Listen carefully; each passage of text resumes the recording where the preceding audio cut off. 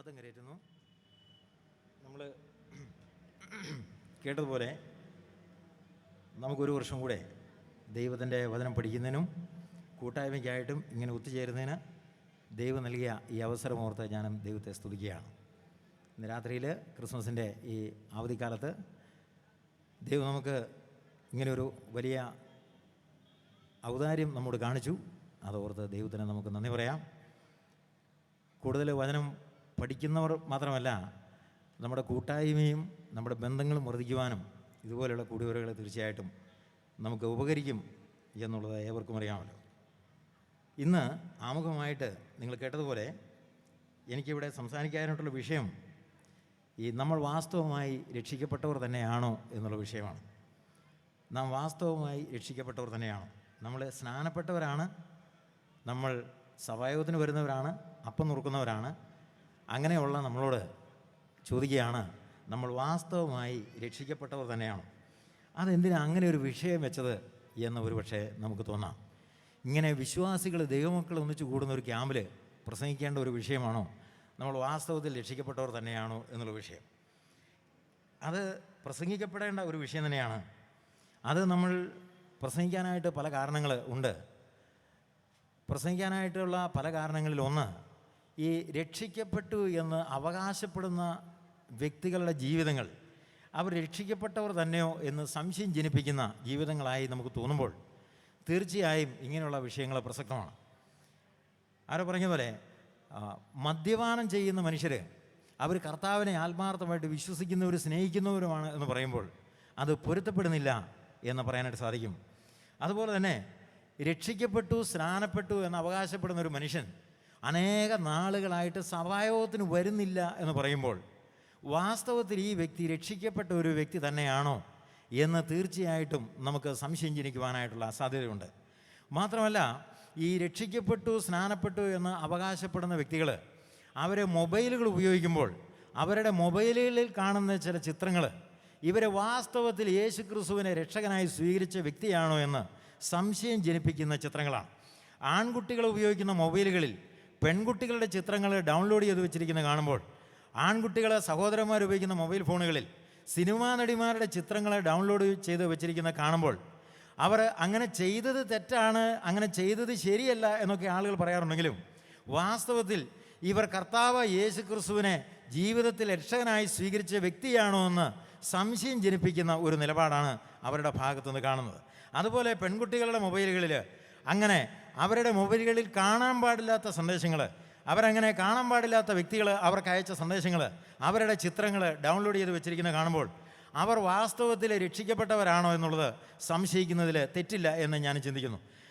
അങ്ങനെ ചിന്തിക്കാനുള്ള ന്യായം എന്തെന്ന് ചോദിച്ചാൽ, ഇപ്പോൾ രക്ഷിക്കപ്പെട്ടു എന്ന് അവകാശപ്പെടുന്നൊരു വ്യക്തി രക്ഷിക്കപ്പെടാത്തൊരു വ്യക്തിയുമായി സ്നേഹബന്ധത്തിലാകുന്നു, വിവാഹം കഴിക്കാനായിട്ട് ശ്രമിക്കുന്നു എന്ന് പറയുമ്പോൾ വാസ്തവത്തിൽ ഇവർ രക്ഷിക്കപ്പെട്ടവരാണോ എന്ന് സംശയിക്കാം.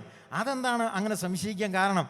കാരണം കർത്താവ് യേശു ക്രിസ്തു പ്രസംഗിച്ച പ്രസംഗത്തിൽ, മലയിലെ പ്രസംഗത്തിൽ, മത്തായി എഴുതിയ സുവിശേഷത്തിൽ നമ്മളിങ്ങനെ വായിക്കുന്നു, ഫലം നോക്കി നിങ്ങൾക്ക് വൃക്ഷത്തെ അറിയാനായിട്ട് സാധിക്കും എന്ന് പറയുന്നു. ഫലം നോക്കി വൃക്ഷത്തെ അറിയാനായിട്ട് സാധിക്കുമെന്ന് പറയുന്നത് അവിശ്വാസികളെക്കുറിച്ചാണ് എന്ന് നമ്മൾ പൊതുവെ ചിന്തിക്കാറുണ്ട്. അതായത് കർത്താവ് യേശു ക്രിസ്തുവിനെ വിശ്വസിക്കുന്നു അവകാശപ്പെടുന്ന മനുഷ്യർ കർത്താവ് യേശു ക്രിസ്തുവിൻ്റെ വരവെങ്കിൽ അവിടെ പോയി നിന്നിട്ട് പറഞ്ഞു, ഞങ്ങൾ നിൻ്റെ നാമത്തിൽ ഭൂതങ്ങളെ പുറത്താക്കിയില്ലേ, ഞങ്ങൾ നിൻ്റെ നാമത്തിൽ അത്ഭുതങ്ങൾ ചെയ്തില്ലേ, ഞങ്ങൾ നിൻ്റെ നാമത്തിൽ പലതും ചെയ്തില്ലേ എന്ന് ആ നാളിൽ എന്നോട് പറയും. അപ്പോൾ ഞാൻ അവരോട് പറയും, ഞാൻ നിങ്ങളെ ഒരു നാളും അറിഞ്ഞിട്ടില്ല, അധർമ്മം പ്രവർത്തിക്കുന്നവരെ എന്ന് പറഞ്ഞ് അവരെ തള്ളിക്കളയുമെന്ന് പറയുകയുണ്ടായി. അങ്ങനെ കർത്താവ് യേശു ക്രിസ്തു പറയാനായിട്ട് പോവുകയാണ് ചിലരെ നോക്കി. അപ്പോൾ നമ്മൾ ആ വേദഭാഗം വായിക്കുമ്പോൾ പൊതുവെ ചിന്തിക്കുന്നത്, നമ്മുടെ സഭയിൽ ഉൾപ്പെടാത്ത മനുഷ്യർ, അതുപോലെ സ്നാനപ്പെടാത്ത ആൾക്കാർ, അപ്പം നുറുക്കാത്ത ആൾക്കാർ, അതുപോലെ ഇന്ന് അത്ഭുത രോഗശാന്തി എന്ന് പറഞ്ഞ് നടക്കുന്ന മനുഷ്യർ, അങ്ങനെയുള്ള മനുഷ്യരൊക്കെ കർത്താവ് യേശു ക്രിസ്തുവിന് തന്നെ നിൽക്കുമ്പോൾ കർത്താവ് അവരോട് പറയും, ഞാൻ നിങ്ങളെ ഒരു നാളും അറിഞ്ഞിട്ടില്ല എന്നാണ് നമ്മളതിന് കൊടുക്കുന്ന വ്യാഖ്യാനം. എന്നാൽ കർത്താവ് യേശു ക്രിസ്തു അവിടെ പറയുന്ന വേറൊരു സംഗതി, ഫലം നോക്കി നിങ്ങൾക്ക് വൃക്ഷത്തെ തിരിച്ചറിയാനായിട്ട് സാധിക്കും. നല്ല വൃക്ഷം നല്ല ഫലം കായ്ക്കും, ആകാത്ത വൃക്ഷം ആകാത്ത ഫലം കായ്ക്കുമെന്ന് പറഞ്ഞു. ആ വാക്യത്തെ എങ്ങനെയൊക്കെ വിശദീകരിച്ചാലും, ആ വാക്യത്തെ എങ്ങനെയൊക്കെ മനസ്സിലാക്കാൻ ശ്രമിച്ചാലും, ആ വാക്യം നമുക്ക് ബാധകമല്ല എന്നൊക്കെ വിചാരിച്ചങ്ങനെ പോയാലും ശരി, കർത്താവ് പറഞ്ഞതിൻ്റെ അർത്ഥം എന്താണെന്ന് ചോദിച്ചാൽ വളരെ ലളിതമായിരിക്കുന്ന അർത്ഥമാണ്. ഒരു വ്യക്തിയുടെ ഹൃദയത്തിൽ എന്താണ് ഉള്ളത്, ഒരു വ്യക്തിയുടെ ജീവിതത്തിൽ യഥാർത്ഥമായി ആന്തരികമായി എന്ത് ആണോ അവൻ വിശ്വസിക്കുന്നത്, അതാണ് അവൻ്റെ പ്രവൃത്തികളിൽ കൂടെ അവൻ വെളിപ്പെടുത്തുന്നത്. കർത്താവ് യേശു ക്രിസ്തുവിനെ വിശ്വസിക്കുന്നു എന്ന് അവകാശപ്പെടുന്ന ഒരു മനുഷ്യൻ ആ വിശ്വാസത്തിൻ്റെ ബഹിർസ്ഫുരണങ്ങൾ അവൻ്റെ ജീവിതത്തിൽ കൂടെ കാണിച്ചുകൊണ്ടേയിരിക്കും. കാരണം എന്താണ്? അവൻ്റെ ഹൃദയത്തിൽ അതാണ് ഇരിക്കുന്നത്. നമ്മുടെ കർത്താവ് പറഞ്ഞതുപോലെ ഈ നല്ല വൃക്ഷത്തിനെ നല്ല ഫലം കായ്ക്കാനായിട്ട് സാധിക്കത്തുള്ളൂ. ആകാത്ത വൃക്ഷത്തെ കുറ്റം പറഞ്ഞിട്ട് കാര്യമില്ല, അതിന് അതേ കായ്ക്കാനായിട്ട് സാധിക്കത്തുള്ളൂ. അങ്ങനെ നമ്മൾ ചിന്തിക്കുമ്പോൾ ഈ മൊബൈൽ ഉപയോഗിക്കുന്ന ഒരു വ്യക്തിയുടെ മൊബൈലിൽ അവിശ്വാസികളെന്ന് നമ്മൾ വിളിക്കുന്ന മനുഷ്യരുടെ മൊബൈലിലുള്ള ചിത്രങ്ങൾ, വിശ്വാസിയും സ്നാനപ്പെട്ടവനും സഭയുടെ അംഗമെന്ന് നമ്മൾ വിശ്വസിക്കുന്ന ഒരു മൊബൈലിലുള്ളപ്പോൾ നമുക്കറിയാൻ സാധിക്കും അവൻ്റെ ജീവിതത്തിൽ കാണുന്ന ഫലം തന്നെ ഇവൻ്റെ ജീവിതത്തിലും കാണുന്നു. അവൻ്റെ ഫലം നോക്കി അവൻ്റെ വൃക്ഷത്തെ നമുക്കറിയാം, അവൻ അവിശ്വാസിയാണ് നമ്മൾ പറയും. അപ്പോൾ ഇവൻ്റെ ഫലം നോക്കി ഈ വൃക്ഷത്തെയും പറയാം ഇവൻ വാസ്തവമായി രക്ഷിക്കപ്പെട്ടവനാണ് എന്ന് നമുക്ക് പറയാനായിട്ട് സാധിക്കത്തില്ല. അതുകൊണ്ട് നമ്മുടെ സഭയിൽ വരുന്നു എന്നുള്ളതുകൊണ്ടോ, കർത്താവ് യേശു ക്രിസ്തുവിനെ രക്ഷകനാണെന്ന് വായി കൊണ്ട് ഒരാളെ ഏറ്റു പറഞ്ഞതുകൊണ്ടോ, സ്നാനപ്പെട്ടതുകൊണ്ടോ അദ്ദേഹം സ്വർഗരാജ്യത്തിൽ കാണുമെന്ന് ഗ്യാരണ്ടി പറയാനായിട്ട് സാധിക്കത്തില്ല.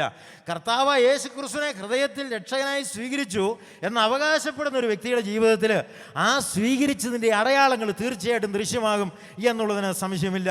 അത് വളരെ ലളിതമായ ഒരു വിശ്വാസമാണ് കർത്താവ് യേശു ക്രിസ്തുവിലുള്ള ആശ്രയം. എന്നാൽ വളരെ ലളിതമായ ഒരു വിശ്വാസം അവൻ്റെ ഹൃദയത്തിലുള്ളത് അവൻ്റെ ജീവിതത്തിൻ്റെ മറ്റ് മേഖലകളിൽ കൂടെ അവൻ വെളിപ്പെടുത്തിക്കൊണ്ടേയിരിക്കും. ഇത് വളരെ ലളിതമായിരിക്കുന്ന ഒരു സത്യമാണ്. അതുകൊണ്ട് നമ്മൾ ഈ വിഷയം എന്തിനാണ് പഠിക്കുന്നത് ചോദിച്ചാൽ ഇതിനൊക്കെ വേണ്ടിയാണ് പഠിക്കുന്നത്. ഇപ്പോൾ അവിടെ ബുക്ക് സ്റ്റാളുണ്ട്, ആ ബുക്ക് സ്റ്റാളിൽ പോയി ആ ബുക്ക് സ്റ്റാൾ നടത്തുന്ന പ്രിയപ്പെട്ട ദേവദാസനോട് ചോദിച്ചാൽ അദ്ദേഹം പറയും, എൻ്റെ ബുക്ക് സ്റ്റാൾ കഴിഞ്ഞ വർഷം ഞാൻ കോലഞ്ചേരി വെച്ചു, ഈ വർഷം വെച്ചു, ഞാൻ അടുത്ത വർഷം ഞാമണ്ട വെക്കും. എന്നാൽ ബുക്ക് സ്റ്റാളിൽ CD വാങ്ങാൻ വരുന്ന ചിലർ CD-യുടെ കവർ തുറന്ന് നോക്കിയപ്പോൾ അതിനുള്ളിൽ CD ഇല്ലായിരുന്നു എന്ന് പറയുന്നു. അപ്പോൾ നമ്മുടെ ആത്മീയ ഗാനങ്ങൾ അടങ്ങുന്ന CD-കൾ അവിടെ നമുക്ക് കാണാനായിട്ട് സാധിക്കും. അപ്പോൾ അങ്ങനെ ഒരു CD വാങ്ങി അതിൻ്റെ പുറത്തെ കവർ നോക്കിയിട്ട് അതിൻ്റെ ഉള്ളിലെ പാട്ടൊന്ന് നോക്കിക്കളയാന്ന് വിചാരിച്ച് CD എടുക്കുമ്പോൾ അതിൻ്റെ ഉള്ളിൽ CD ഇല്ലെങ്കിൽ അതിൻ്റെ ഉള്ളിൽ CD എവിടെ പോയി? അപ്പോൾ അവർ പറയുന്നു അവർ വന്നപ്പോൾ അങ്ങനെ ഒരു CD ഒക്കെ അതിനുള്ളിൽ ഉണ്ടായിരുന്നു, അപ്പോൾ എവിടെയാണ് നഷ്ടപ്പെട്ടു പോയത്? അതുപോലെ ക്യാമ്പിന് വരുന്ന ചിലർ പറയുന്നു ഞങ്ങളുടെ പേഴ്സുകളിൽ നിന്ന് പണം കാണാതെ പോയിരിക്കുന്നു, 10,000 രൂപയുടെ മൊബൈൽ എൻ്റെ കയ്യിൽ ഉണ്ടായിരുന്നു, ക്യാമ്പ് കഴിഞ്ഞ് പോയപ്പോൾ ആ മൊബൈൽ കാണുന്നില്ല. അങ്ങനെയെങ്കിൽ ഞാൻ പറയാം, ക്യാമ്പ് കഴിഞ്ഞ് പോകുമ്പോൾ നിൻ്റെ മൊബൈൽ ഇല്ലെങ്കിൽ ഒരുപക്ഷെ രക്ഷിക്കപ്പെട്ടു സ്നാനപ്പെട്ടു എന്ന് അവകാശപ്പെട്ടു വരുന്ന മനുഷ്യർ അവർ കള്ളനാണയങ്ങളായിരിക്കാനുള്ള സാധ്യതയുണ്ട്. അതുകൊണ്ട് സത്യങ്ങളാണ്. ഒരു നാളിൽ എല്ലാ സത്യങ്ങളും വെളിച്ചത്ത് വരുന്നൊരു കാലമുണ്ട്. അതുകൊണ്ട് നമ്മൾ വിചാരിക്കരുത് രക്ഷിക്കപ്പെട്ടു എന്ന് പറയുന്നവരെല്ലാം രക്ഷിക്കപ്പെട്ടവരാണെന്നോ, സ്നാനപ്പെട്ടു എന്ന് പറയുന്നത് കൊണ്ട് എല്ലാവരുടെയും ഹൃദയത്തിൽ യേശു ക്രിസ്തു ഉണ്ടെന്നോ പരിശുദ്ധാത്മാവ് ഉണ്ടെന്നോ നമ്മൾ തെറ്റിദ്ധരിക്കരുത് എന്ന് ദൈവത്തിൻ്റെ വചനത്തിൻ്റെ ആധികാരികതയിൽ നിന്നും ഇന്ന് സംസാരിക്കുവാനായിട്ടാണ് ഈ വിഷയം നമ്മൾ പറയുന്നത്. അതുകൊണ്ട് ബുക്ക് സ്റ്റാളിലെ ബുക്കുകൾ കാണാതെ പോകുന്നു വിശ്വാസികളുടെ ക്യാമ്പിൽ. അതുപോലെ രാത്രിയിൽ കിടക്കുന്നവർ ബാഗ് ശ്രദ്ധിച്ചു കൊള്ളണമെന്ന് പറയേണ്ട ഒരു സാഹചര്യം വന്നാൽ നമുക്കറിയാം, ഇത് വടക്കേന്ത്യയിലേക്ക് പോകുന്ന ട്രെയിൻ യാത്രയല്ല. നമുക്കറിയാം വടക്കേന്ത്യയിലേക്ക് ഡൽഹിക്ക് പോകുന്ന ട്രെയിനിൽ പോകുന്നവർ അതൊരു ചങ്ങലയിട്ട് അങ്ങനെ പൂട്ടി വെക്കും. അതുപോലെ ഇനി എനിക്ക് തോന്നുന്നൊരു 4-5 വർഷം കഴിയുമ്പോൾ ക്യാമ്പിന് വരുന്ന ഒരു ചങ്ങലയായിട്ട് വരാൻ തുടങ്ങിക്കഴിഞ്ഞാൽ എന്തിനാണ് ചങ്ങല? അത് സൂട്ട് കേസ് പൂട്ടി വെക്കാനാണ് എന്ന് പറയുന്നു. അങ്ങനെ ഒരു സാഹചര്യം വന്നു കഴിയുമ്പോൾ നമ്മൾ പറയും രക്ഷിക്കപ്പെട്ട് സ്നാനപ്പെട്ട് കർത്താവിനെ സ്നേഹിക്കുന്ന ദൈവജനം കൂടുന്നിടത്ത് ചങ്ങലയിട്ട് പൂട്ടേണ്ട ഗതികേടുണ്ടോ സൂട്ട് കേസിന് ചോദിച്ചാൽ ചിലർ പറയുന്നു ഞാനൊരു വിശ്വാസിയാണെങ്കിലും എനിക്ക് എല്ലാവരെയും വിശ്വാസമില്ലാത്തൊരു വിശ്വാസിയാണ് എന്ന് പറയാനായിട്ട് ഇടയായി തീരും. അപ്പോൾ ഈ വിഷയം പ്രസക്തമാണ്. അത് പ്രസക്തമായിരിക്കും എന്തുകൊണ്ടാണെന്ന് ചോദിച്ചാൽ ഫലം നോക്കി കഴിയുമ്പോൾ എല്ലാ വൃക്ഷങ്ങളും ശരിയായിരിക്കുന്ന വൃക്ഷങ്ങളല്ല എന്ന് പറയാനായിട്ട് സാധിക്കും. മാത്രമല്ല ഈ ബൈബിൾ ഇങ്ങനെ പഴയ നിയമം വായിച്ചു കഴിയുമ്പോൾ ഈ പഴയ നിയമത്തിലെ പല പ്രശ്നങ്ങൾ ഇസ്രായേൽക്കാർ മരുഭൂമിയിൽ കൂടെ 40 വർഷം യാത്ര ചെയ്തപ്പോൾ അവർ അഭിമുഖീകരിച്ച പ്രശ്നങ്ങൾ, ആ പ്രശ്നങ്ങളോടുണ്ടായിരുന്ന അവരുടെ പ്രതികരണങ്ങൾ, അവരുടെ ജീവിതത്തിലുണ്ടായിരുന്ന ഇല്ലായ്മകളോട് അവർ പ്രതികരിച്ച വിധങ്ങൾ, ഇതൊക്കെ എന്തുകൊണ്ടാണ് സംഭവിച്ചതെന്ന് ഈ പഴയ നിയമത്തിലെ പഞ്ചഗ്രന്ഥങ്ങൾ വായിക്കുമ്പോൾ അതിൻ്റെ വിശദീകരണമുണ്ട്. അതെന്തെന്നറിയാമോ? അവിടെ വായിക്കുന്നത് ഇങ്ങനെയാണ്. അവിടെ വായിക്കുന്നത് അന്ന് അവരോടുകൂടെ ഒരു സങ്കരജാതി പുറപ്പെട്ടിരുന്നു എന്ന് നമ്മൾ വായിക്കുന്നുണ്ട്. ഒരു സങ്കരജാതി എന്ന് പറഞ്ഞാൽ കർത്താവിനെ വിശ്വസിക്കാത്ത ഒരു പറ്റം മനുഷ്യർ, മോശയുടെ നേതൃത്വത്തെ അങ്ങനെ അംഗീകരിച്ചു വല്ലാത്തൊരു മനുഷ്യർ. അങ്ങനെ ആ സങ്കരജാതിയെക്കുറിച്ച് ഞാൻ വിചാരിക്കുന്നു സംഖ്യാപുസ്തകം 11:4-ലും 12:38-ലും കൃത്യമായി അങ്ങനെ പറയുന്നുണ്ട്. ഒരു മിക്സഡ് മൾട്ടിറ്റ്യൂഡ് എന്ന് പറയുന്നുണ്ട്. അതായത് ഒരു മിക്സഡ് പോപ്പുലേഷൻ, അതായത് കർത്താവിനെ അംഗീകരിക്കാത്ത, മോശയെ അംഗീകരിക്കാത്ത, ദൈവത്തിൻ്റെ അധികാരത്തിന് കീഴ്പ്പെടുവാൻ മനസ്സില്ലാതെ മനസ്സുകൊണ്ടെന്നും മറുതലിക്കുന്ന ഒരുപക്ഷെ മനുഷ്യർ, ഇവരുടെ കൂടെ യാത്ര ചെയ്യുന്നുണ്ടായിരുന്നു എന്നാണ് സംഖ്യ 11:4 അതുപോലെ പുറപ്പാട് 12:38 വാക്യങ്ങൾ നമ്മളെ സൂചിപ്പിക്കുന്നത്. അപ്പോൾ അതിൽ നിന്ന് നമുക്ക് കാണാൻ സാധിക്കുന്നത് 40 വർഷത്തെ കാഠിന്യമേറിയ മരുഭൂമി യാത്രയിൽ അവർക്കുണ്ടായ കാഠിന്യങ്ങളുടെ മുമ്പിൽ പൊട്ടിത്തെറിച്ച മനുഷ്യർ, അവർക്കുണ്ടായ കാഠിന്യങ്ങളുടെ യഥാർത്ഥ കാരണം മോശയാണെന്ന് വിചാരിച്ചുകൊണ്ട് മോശയെ കൊന്നുകളയണമെന്ന് പോലും വിചാരിച്ച മനുഷ്യർ, അതുപോലെ ഈജിപ്തിൽ നിന്ന് ഉപേക്ഷിച്ചു പോകുന്ന സുഖങ്ങളെക്കുറിച്ച് എന്നും പരാതി പറഞ്ഞുകൊണ്ടിരുന്ന മനുഷ്യർ, അവരാരായിരുന്നു എന്ന് ചോദിച്ചാൽ ബൈബിൾ ഇതിന് ഉത്തരം പറയും. അവർ ആ കാലത്ത് പുറപ്പെട്ടു വന്ന ഒരു മിക്സഡ് മൾട്ടിറ്റ്യൂഡാണെന്ന് പറഞ്ഞാൽ ദൈവത്തെ ആത്മാർത്ഥമായിട്ട് വിശ്വസിക്കാതെ ആൾക്കൂട്ടത്തിൽ ഒഴുകി വന്ന ഒരു പറ്റ മനുഷ്യർ, അവരായിരുന്നു അന്നത്തെ പ്രശ്നക്കാരായി മാറിയത്.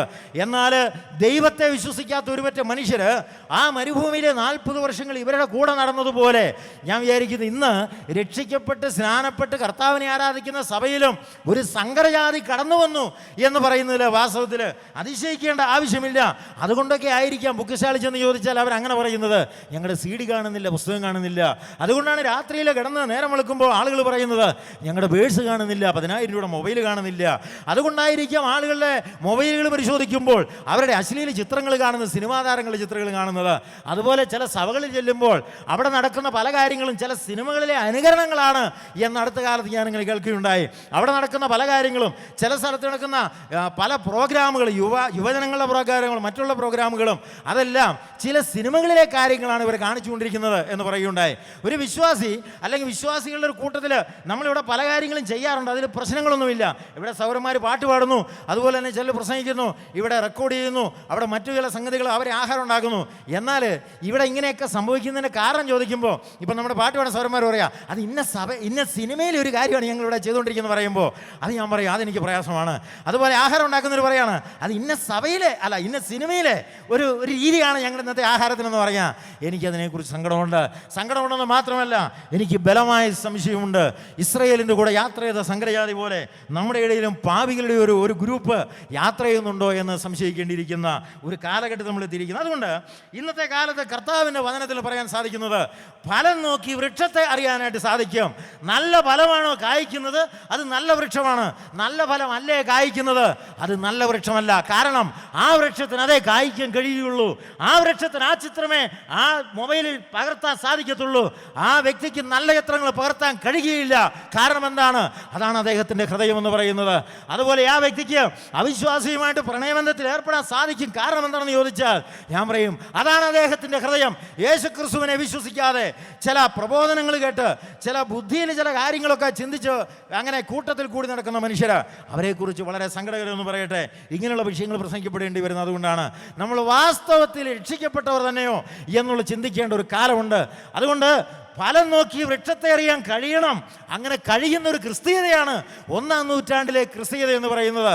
അങ്ങനെ ആളുകൾക്ക് ആരെയും നോക്കിയാൽ ആരെയും മനസ്സിലാക്കാൻ സാധിക്കുന്ന ഒരു ക്രിസ്തീയത, അതാണ് ക്രിസ്തീയത എന്ന് പറയുന്നത്. അതിനെക്കുറിച്ച് ഒരു ദൈവഭക്തനായ മനുഷ്യൻ പറഞ്ഞതെന്നറിയാമോ? എന്താണ് പറഞ്ഞത്? ഇത് unanswerable defence of Christianity is a Christian എന്ന് അദ്ദേഹം പറയുകയുണ്ടായി. എന്ന് പറഞ്ഞാൽ ലോകത്തിലൊരു മനുഷ്യനും പ്രതിവാദം പറയാനില്ലാത്ത ക്രിസ്തീയ വിശ്വാസത്തിൻ്റെ തെളിവ് അത് വാസ്തവത്തിലുള്ളൊരു ക്രിസ്ത്യാനി തന്നെയാണെന്ന് പറഞ്ഞാൽ ജീവിതങ്ങളിൽ മാറ്റം വന്നൊരു മനുഷ്യൻ അങ്ങനെ നിൽക്കുമ്പോൾ ആ മനുഷ്യൻ എന്താ പറയുന്നതെന്നറിയാമോ? ആ മനുഷ്യൻ പറയുന്നത് കർത്താവായ യേശുക്രിസ്തുവിൽ വിശ്വസിച്ചാൽ ജീവിതത്തിന് മാറ്റം വരുമെന്നുള്ളതിൻ്റെ ഒരു സാക്ഷിയാണ് ഞാൻ. നോക്കൂ, ഞാനൊരു മദ്യപനായിരുന്നില്ലേ, അതുപോലെ നോക്കൂ ഞാൻ പണ്ട് ഇങ്ങനെയൊക്കെ ജീവിച്ചൊരു മനുഷ്യനല്ലേ, എന്നാൽ എന്നെ നോക്കൂ, എൻ്റെ ജീവിതത്തിൽ എത്ര പരിവർത്തനം വന്നു. അതുകൊണ്ട് ആർക്കും മറുപടിയില്ലാത്ത ഈ ഒരു സാക്ഷ്യമായിട്ട് ഞാൻ നിൽക്കുകയാണ്. അതുപോലെ തന്നെ ആ വ്യക്തി ചോദിക്കും, നിങ്ങൾ വിശ്വസിക്കുന്ന വിശ്വാസങ്ങൾ കൊണ്ട് എത്ര ജീവിതങ്ങൾക്ക് മാറ്റം വരുത്താൻ സാധിച്ചിട്ടുണ്ട്? നിങ്ങൾ വിശ്വസിക്കുന്ന പുസ്തകങ്ങൾ വായിച്ചിട്ട് മനുഷ്യൻ കൊലപാതകം നടത്തുകയല്ലാതെ മനുഷ്യൻ അനാഥശാല നടത്താൻ തോന്നിയിട്ടില്ലാത്ത കാരണം എന്താണ്? അതെന്തെന്ന് ചോദിച്ചാൽ ലോകത്തിൻ്റെ മതങ്ങൾക്ക്, ലോകത്തിൻ്റെ പ്രത്യയശാസ്ത്രങ്ങൾക്ക് മനുഷ്യനെ മാറ്റാൻ കഴിഞ്ഞിട്ടില്ല. എന്നാൽ ബൈബിളിന് യേശുവിന് ജീവിതത്തെ മാറ്റാൻ കഴിഞ്ഞു. അതാണ് എൻ്റെ ജീവിതത്തിൽ കൂടെ നിങ്ങൾ കാണുന്നതെന്ന് പറയാൻ സാധിക്കും. അതാണ് യഥാർത്ഥ ക്രിസ്ത്യാനി എന്ന് പറയുന്നത്. അതുകൊണ്ട് ഇന്ന് നമ്മൾ രക്ഷിക്കപ്പെട്ടവർ തന്നെയോ എന്ന് ഉറപ്പുവരുത്തേണ്ടത് ആവശ്യമാണ്. അതുകൊണ്ട് ഇന്ന് നമ്മൾ നമ്മുടെ ജീവിതത്തിലെ ഫലങ്ങൾ നോക്കൂ, അതുകൊണ്ട് എൻ്റെ വിശ്വാസം എന്താണെന്ന് പറയൂ എന്ന് പറയുന്ന നിലയിലേക്ക് നമ്മൾ എത്തിച്ചേരേണ്ടത് ആവശ്യമാണ്. അതുകൊണ്ട് എന്താണ് ഒരു വിശ്വാസിയുടെ വിശ്വാസത്തെ നിസ്തുലമാക്കുന്നത്. അല്ലെങ്കിൽ എങ്ങനെയാണ് ഒരാൾ വിശ്വാസിയായിത്തീരുന്നത് എന്ന് ഞാൻ ചുരുക്കമായിട്ട് പറയട്ടെ. നമുക്കറിയാം, എങ്കിലും ഞാൻ വിചാരിക്കുന്നു അറിയാവുന്ന ചില കാര്യങ്ങൾ കാലങ്ങളുടെ ഒഴുക്കിൽ നമ്മുടെ മനസ്സിൽ നിന്ന് മാഞ്ഞു പോയ പല സംഗതികളുമുണ്ട്. അതുപോലെ കാലങ്ങളുടെ ഒഴുക്കിൽ നമ്മുടെ മനസ്സിൽ നിന്ന് പ്രാധാന്യം കുറഞ്ഞു പോയ പല സംഗതികളുമുണ്ട്. അതുകൊണ്ടാണ് ഞങ്ങൾ പറയുന്നത്, ഒരു വിശ്വാസിയാണെങ്കിൽ ആ വിശ്വാസി എന്തൊക്കെയാണ് അവൻ്റെ ജീവിതത്തിൽ കാണിക്കേണ്ടത്, എന്താണ് വാസ്തവത്തിൽ ക്രിസ്തീയ വിശ്വാസം എന്ന് പറയുന്നത് നമ്മൾ ഇന്ന് നിർവചിക്കേണ്ട ഒരു കാലമാണ്. അല്ലെങ്കിൽ ഒരു കൃത്യമായിരിക്കുന്ന സ്റ്റെപ്പുകൾ പറയേണ്ടത് ആവശ്യമാണ്. ഇത് ഞാൻ പറയുമ്പോൾ 3 അടിസ്ഥാന സത്യങ്ങൾ രക്ഷയെക്കുറിച്ച് ഇന്ന് ലളിതമായിട്ട് പറയാൻ ആഗ്രഹിക്കട്ടെ. നിങ്ങളുടെ കയ്യിലിരിക്കുന്ന നോട്ടിൽ ഈ പ്രസംഗമില്ല. അങ്ങനെ ഈ പ്രസംഗം പ്രിൻ്റ് ചെയ്യാൻ വേണ്ടി അയച്ചു തരാനായിട്ട് എന്നോട് പറഞ്ഞപ്പോൾ ഞാൻ സർമാർ പറഞ്ഞത്, ഇത് സുവിശേഷ പ്രസംഗമല്ലേ, അതുകൊണ്ട് പ്രിൻ്റ് ചെയ്യേണ്ട ആവശ്യമില്ല, ഞാനങ്ങ് പ്രസംഗിച്ചേക്കാം എന്ന് പറഞ്ഞ് ഞാനുണ്ട്. അതുകൊണ്ട് ആ നോട്ടിലേക്ക് നോക്കേണ്ട, നിങ്ങളിത് ശ്രദ്ധിച്ചാൽ മതി. അതുകൊണ്ട് നോട്ട് എഴുതിയെടുക്കണമെന്ന് എനിക്ക് അറിഞ്ഞുകൂടാ. എഴുതിയെടുക്കാൻ ആർക്കെങ്കിലും ആഗ്രഹമുണ്ട് എഴുതാം, എഴുതിയില്ലെങ്കിൽ എനിക്കൊരു പ്രയാസമില്ല. വാസ്തവത്തിലെ ഈ പ്രസംഗം നിങ്ങൾ, അല്ലെങ്കിൽ ദൈവത്തിൻ്റെ വചനത്തിലെ സത്യങ്ങൾ വാസ്തവത്തിൽ കടലാസുകളിലല്ല, അത് ഹൃദയങ്ങളിൽ എഴുതപ്പെടേണ്ട ജീവൻ്റെ പ്രമാണങ്ങളാണ്. അതുകൊണ്ട് പത്രോസ് പ്രസംഗിച്ച കാലത്ത് ആർക്കും എഴുതിയെടുത്താൻ കഴിഞ്ഞിട്ടില്ലെന്ന് ഞാൻ വിചാരിക്കുന്നു. എന്നാൽ പത്രോസ് പ്രസംഗിച്ച പ്രസംഗങ്ങൾ ആയിരങ്ങളുടെ ജീവിതങ്ങൾ പരിവർത്തനം വരുത്തി എന്നുള്ളത് അപ്പോസ്തല പ്രവൃത്തികളുടെ സാക്ഷ്യമാണ്. അതുകൊണ്ട് ജീവിതങ്ങളിൽ മാറ്റങ്ങൾ വരുവാൻ ഹൃദയത്തിൻ്റെ പലകിൽ ദൈവത്തിൻ്റെ വചനം എഴുതുക, അതാണെന്ന് നമുക്ക് ചെയ്യാനായിട്ടുള്ളത്. അതുകൊണ്ട് 1-ാം നൂറ്റാണ്ടിൽ പ്രസംഗിച്ച സുവിശേഷം എന്താണ്, 1-ാം നൂറ്റാണ്ടിൽ മനുഷ്യൻ വിശ്വസിച്ച വിശ്വാസം എന്താണ്, അത് നമുക്ക് ബൈബിളിൽ നിന്ന് കാണാനായിട്ട് സാധിക്കും. അതുകൊണ്ട് ആദ്യമായിട്ട് ഈ അപ്പോസ്തലന്മാരുടെ പ്രസംഗങ്ങളിൽ, കർത്താവിൻ്റെ പ്രസംഗങ്ങളിൽ, സ്നാപയോഹന്നാന്റെ പ്രസംഗങ്ങളിൽ അവർ അടിവരയിട്ട് ഊന്നിപ്പറഞ്ഞ അതിപ്രധാനമായ 1-ാമത്തെ സത്യം എന്തെന്നറിയാമോ? മാനസാന്തരത്തെക്കുറിച്ചാണ് അവർ പ്രസംഗിച്ചത്. സ്നാപയോഹന്നാൻ പറഞ്ഞ പ്രശ്നം എന്താണ്? മാനസാന്തരപ്പെടുവനെന്നാണ് അദ്ദേഹം പറഞ്ഞത്. അതുപോലെ നമ്മുടെ കർത്താവിൻ്റെ പരിശുശ്രൂഷ തുടങ്ങിയപ്പോൾ എന്താണ് കർത്താവിന് പറയുവാനുണ്ടായിരുന്നത്? മാനസാന്തരപ്പെടുക എന്നുള്ള സന്ദേശമാണ്. അങ്ങനെ ബൈബിൾ ഉടനീളം വായിച്ചാൽ മാനസാന്തരത്തിൻ്റെ ഒരു സന്ദേശമായിരുന്നു അപ്പോസ്തല പ്രവൃത്തികളിലുടനീളം നമുക്ക് കാണാനായിട്ട് സാധിക്കുന്നത്. മാനസാന്തരത്തിൻ്റെ ഒരു സന്ദേശം. ഇന്ന് പൊതുവെ നമ്മുടെ ഇടയിൽ നടക്കാത്തൊരു പ്രസംഗം അതാണെന്ന് പറയുന്നത്. ഒരാൾ സുവിശേഷത്തോട് താല്പര്യം കാണിച്ചാൽ നമ്മൾ അദ്ദേഹത്തോട് പറയും, നീ എന്ത് തീരുമാനം എടുക്കേണ്ടതെന്ന് പറയും. നമ്മൾ പറയുന്നത്, നിനക്ക് ജീവിതത്തിൽ കാര്യം മനസ്സിലായോ, നിനക്ക് എങ്ങനെയാണ് സ്വർഗ്ഗത്തിൽ പോകേണ്ടതെന്ന് മനസ്സിലായെന്ന് നമ്മൾ പറയും. ഉടനെ നമ്മൾ പറയും, ശരി, ഞാനൊരു പ്രാർത്ഥന പ്രാർത്ഥിച്ചു തരാം, നീ അത് നിൻ്റെ പ്രാർത്ഥനയായിട്ട് ഹൃദയത്തിൽ നിന്ന് പറയണം, കർത്താവിനോട് പറയണം എന്ന് പറഞ്ഞ് നമ്മളൊരു പ്രാർത്ഥന പ്രാർത്ഥിച്ചു കൊടുക്കും. ആ പ്രാർത്ഥന എന്തെന്നറിയാമോ? നമ്മൾ കർത്താവിനെ വിശ്വസിക്കുന്നു എന്നുള്ള പ്രാർത്ഥനയാണ് പ്രാർത്ഥിക്കുന്നത്. അങ്ങനെ പ്രാർത്ഥിച്ച് അവൻ കർത്താവിനെ രക്ഷകനായിട്ട് സ്വീകരിച്ചു എന്ന് പറയും. പിന്നെ നമ്മൾ അവനെ പഠിപ്പിച്ചു കൊടുക്കും, എങ്ങനെയാണ് സ്നാനപ്പെടേണ്ടത്, ആരാണ് സ്നാനപ്പെടേണ്ടത്, സ്നാനത്തിൻ്റെ അർത്ഥം എന്താണ്, സ്നാനം എന്ത് ഉദ്ദേശത്തിലാണ്. അങ്ങനെ തത്ത പറയുന്ന പോലെ ഈ വ്യക്തി അതെല്ലാം അങ്ങനെ ആവർത്തിച്ച് പറയും. നമ്മൾ ആവർത്തിച്ച് പറഞ്ഞ് ഇവനെ പഠിപ്പിച്ചു കൊടുക്കും. അങ്ങനെ പഠിപ്പിച്ചതിന് ശേഷം ഇവൻ അങ്ങനെ സ്നാനപ്പെട്ട് സഭായോഗത്തിന് വരും.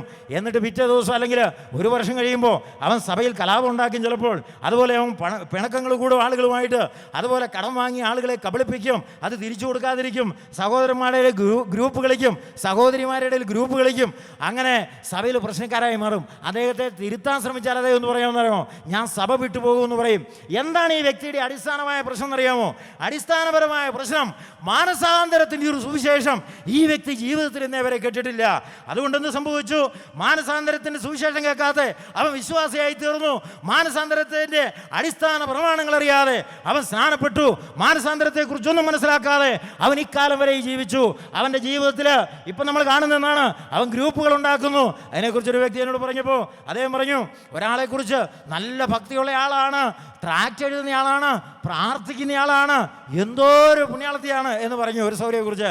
അപ്പോൾ കേട്ടിരുന്ന ഒരാളിനോട് പറഞ്ഞു, അദ്ദേഹം വളരെ ഭക്തിയുള്ള ആളാണ്, ഇനി മറ്റുള്ളവരെ ഉപദ്രവിക്കാതെയും കൂടി ഇരുന്നാൽ നമുക്ക് മതിയായിരുന്നു എന്ന് പറഞ്ഞു. ആ സഭയിലെ ഒരു ബലഹീനനായ മനുഷ്യൻ പറഞ്ഞാണ്. അപ്പോൾ അദ്ദേഹം കണ്ട കാര്യം അതാണ്. അദ്ദേഹം പ്രാർത്ഥിക്കുന്ന ആളാണ്, ഒരു ലീഡർഷിപ്പിലുള്ള ആളാണ്, വളരെ നല്ല കാര്യങ്ങൾ ചെയ്യുന്ന ആളാണ്, ലഘുലേഖകൾ പ്രസിദ്ധീകരിക്കുന്ന ആളാണ്. പക്ഷേ മറ്റുള്ളവർ ഉപദ്രവിക്കുന്ന ആളും കൂടിയാണെന്ന് പറയുമ്പോൾ നമുക്ക് പറയാൻ സാധിക്കുന്നത്, മാനസാന്തരത്തിൻ്റെ സുവിശേഷം ഒരുപക്ഷെ സഹോദരി നീ കേട്ടിട്ടുണ്ടോ എന്ന് ചോദിക്കും. അതുകൊണ്ട് നമ്മൾ പറയുന്ന ഒരുപക്ഷെ അർത്ഥം മനസ്സിലാക്കാതെ ആവർത്തിക്കുന്ന വിരസമായ പദപ്രയോഗങ്ങളല്ല വിശ്വാസം എന്ന് പറയുന്നത്. അർത്ഥമറിയത്തില്ലാതെ വിശ്വസിച്ചു കൂട്ടിയ ചില വിശ്വാസങ്ങളല്ല ബൈബിളിലെ വിശ്വാസങ്ങൾ എന്ന് പറയുന്നത്. പിന്നെ എന്താണ് ബൈബിളിലെ വിശ്വാസം? അത് ബൈബിളിലേക്ക് തിരിയുമ്പോൾ കാണാൻ സാധിക്കും. അവിടെ മാനസാന്തരത്തിൻ്റെ ഒരു സന്ദേശമുണ്ട്. അവിടെ അപ്പോസ്തലന്മാർ പ്രസംഗിച്ചത് മാനസാന്തരത്തിൻ്റെ ഒരു സന്ദേശമാണ്. അതിനെക്കുറിച്ചൊരു പെൺകുട്ടി പറഞ്ഞ പ്രസ്താവന ഞാനിങ്ങനെ കേട്ടിട്ടുണ്ട്. ആ പെൺകുട്ടി പറഞ്ഞത്, 5-ാമത്തെ വയസ്സിലുള്ള വിശ്വാസിയായി തീർന്നു. 5-ാമത്തെ വയസ്സിൽ വിശ്വാസിയായി തീർന്നു. അപ്പനും അമ്മയും സഭയിലെ അംഗങ്ങളാണ്. അങ്ങനെ അവൾ സഭയിൽ വന്നു, അങ്ങനെ സഭയിൽ വളർന്നു, മുതിർന്നു. അങ്ങനെ അവസാനം അവൾ സ്നാനപ്പെട്ടു. അവളങ്ങനെ പഠിക്കുവാനായിട്ട് കോളേജിൽ പോയി. എന്നാൽ ആ പഠിക്കുന്ന സ്ഥാപനത്തിൽ ഏറ്റവും ഏറ്റവും നല്ലൊരു കുട്ടിയായിരുന്നു ഈ പെൺകുട്ടി. എന്നാൽ ഒരു സുപ്രഭാതത്തിൽ അവൾ പറഞ്ഞതെന്നറിയാമോ? അവൾ പറഞ്ഞത്, വാസ്തവത്തിൽ ഞാൻ രക്ഷിക്കപ്പെട്ട ആളാണോ എന്ന് എനിക്ക് സംശയമുണ്ടെന്ന് പറഞ്ഞു. എൻ്റെ ജീവിതത്തിൽ മാറ്റമുണ്ടെന്നല്ല, ഞാൻ സഭയിലെ അംഗമാണ്, സ്നാനപ്പെട്ട ആളാണ്, 5 വയസ്സിൽ ഞാൻ സൺഡേ സ്കൂളിൽ കൈപൊക്കിയ ആളാണ്. പക്ഷേ എനിക്കിപ്പോൾ ഞാൻ എന്തൊക്കെയാണെന്ന് ചെയ്ത് ഞാൻ ഓർക്കുന്നില്ല. വാസ്തവത്തിൽ ഒരു മാനസാന്തരം വേണ്ടി വന്നോ എനിക്ക് ഇറങ്ങിക്കൂടാ എന്ന് പറഞ്ഞു. പിന്നെ നീ സ്നാനപ്പെട്ടത് എന്തിനാണെന്ന് ചോദിച്ചു. പറഞ്ഞു, അത് സ്നാനം എന്നെ സംബന്ധിച്ചൊരു ആചാരം മാത്രമായിരുന്നു. എൻ്റെ അപ്പനും അമ്മയും സ്നാനപ്പെട്ടവരും എൻ്റെ അപ്പനും അമ്മയും സഭയുടെ അംഗങ്ങളും ആയതുകൊണ്ട് എൻ്റെ മേൽ ഒരു സമ്മർദ്ദം എപ്പോഴും ഉണ്ടായിരുന്നു. എന്താണ്? എൻ്റെ അപ്പനും അമ്മയും സഭയിലിരിക്കുമ്പോൾ എല്ലാവരും ചോദിക്കും, നീ മാത്രം സ്നാനപ്പെട്ടിട്ടില്ലല്ലോ, നിൻ്റെ അപ്പം ക്ലാസ് എടുക്കുന്നയാളല്ലേ, അതുപോലെ നീ മാത്രം സ്നാനപ്പെട്ടിട്ടില്ലല്ലോ, നിങ്ങൾ ഇത്രയും കാലമായിട്ട് സഭയിൽ വരുന്നതല്ലേ, ഇതാ കഴിഞ്ഞ വർഷം രക്ഷിക്കപ്പെട്ടു വന്ന ആ വീട്ടിലെ പിള്ളേർ പോലും സ്നാനപ്പെട്ടല്ലോ, നീ ഈ സഭയിലുണ്ടായ ഒരു കുട്ടി തന്നെയല്ലേ, എന്നിട്ട് നീ സ്നാനപ്പെടാതെ? അങ്ങനെ ഞാൻ സ്നാനപ്പെട്ടതെന്ന് പറഞ്ഞു. എന്നാൽ അവളെ സംബന്ധിച്ചുള്ള പ്രശ്നം എന്തെന്നറിയാമോ? അവൾ വാസ്തവത്തിൽ രക്ഷിക്കപ്പെട്ട കുട്ടിയായിരിക്കത്തില്ല. കാരണം അവൾ അപ്പനും അമ്മയും സഭയിലായതുകൊണ്ട് ഇങ്ങനെ വന്നു ചേർന്നൊരു കുട്ടിയാണ്. അതുപോലെ അച്ചടക്കത്തോടെ ജീവിച്ചൊരു കുടുംബത്തിലായതുകൊണ്ട് തെറ്റുകൾ ചെയ്യാൻ സ്വാതന്ത്ര്യമില്ലാതെ ജീവിച്ചു വന്നൊരു കുട്ടിയാണ്. അവൾ അങ്ങനെ ഒരു ചുറ്റുപാട് ജീവിച്ചതുകൊണ്ട് അവളുടെ സ്വഭാവത്തിൽ അതിൻ്റേതായിരിക്കുന്ന ചില മാറ്റങ്ങളുണ്ടായിരുന്നു. അല്ലെങ്കിൽ അവളുടെ സ്വഭാവം അങ്ങനെ ചിട്ടപ്പെടുത്തപ്പെട്ടൊരു സ്വഭാവമായിരുന്നു. പക്ഷേ ഹൃദയത്തിൽ മാനസാന്തരത്തിൻ്റെ സുവിശേഷങ്ങൾ കേട്ടവളല്ല. ഇങ്ങനെ നമ്മുടെ ഇടയിലുള്ള എത്രയോ കുട്ടികളെക്കുറിച്ച് പറയാനായിട്ട് സാധിക്കും, എത്രയോ യുവജനങ്ങളെക്കുറിച്ച് പറയാനായിട്ട് സാധിക്കും. വാസ്തവത്തിൽ നീ സ്നാനപ്പെട്ടതിൻ്റെ യഥാർത്ഥ കാരണം എന്താണെന്ന് ചോദിച്ചാൽ പലരും പറയും, എൻ്റെ മാതാപിതാക്കളുടെ ഒരു സമ്മർദ്ദം എൻ്റെ മേലുണ്ടായിരുന്നു. അതുപോലെ നമുക്കെല്ലാം ഉള്ളൊരു പ്രത്യേകത, നമ്മൾ ഉൾപ്പെട്ട് നിൽക്കുന്ന സഭാവിഭാഗത്തിൻ്റെ രീതികളോട് ഒന്ന് സമരസപ്പെട്ടു പോകാനായിട്ടുള്ളൊരു പ്രവണത നമുക്കുണ്ട്. അവിടെ എല്ലാവരും 10 മണിക്ക് വരുന്നു, നമ്മളും 10 മണിക്ക് വരുന്നു. അവിടെ എല്ലാവരും ബൈബിൾ ക്ലാസ്സിന് വരുന്നു, നമ്മളും ബൈബിൾ ക്ലാസ്സിന് പോകുന്നു. അവിടെ എല്ലാവരും പ്രാർത്ഥന യോഗത്തിന് പോകുന്നു, നമ്മളും പ്രാർത്ഥന യോഗത്തിന് പോകുന്നു. എന്നാൽ ഹൃദയത്തിൽ ആത്മാർത്ഥമായിട്ടുള്ള ആഗ്രഹമോ ആത്മാർത്ഥമായിരിക്കുന്ന ആവശ്യബോധമോ ഇല്ലാതെ നമ്മളിതെല്ലാം ചെയ്തു കൂട്ടുവാനുള്ള സാധ്യതയുണ്ട്.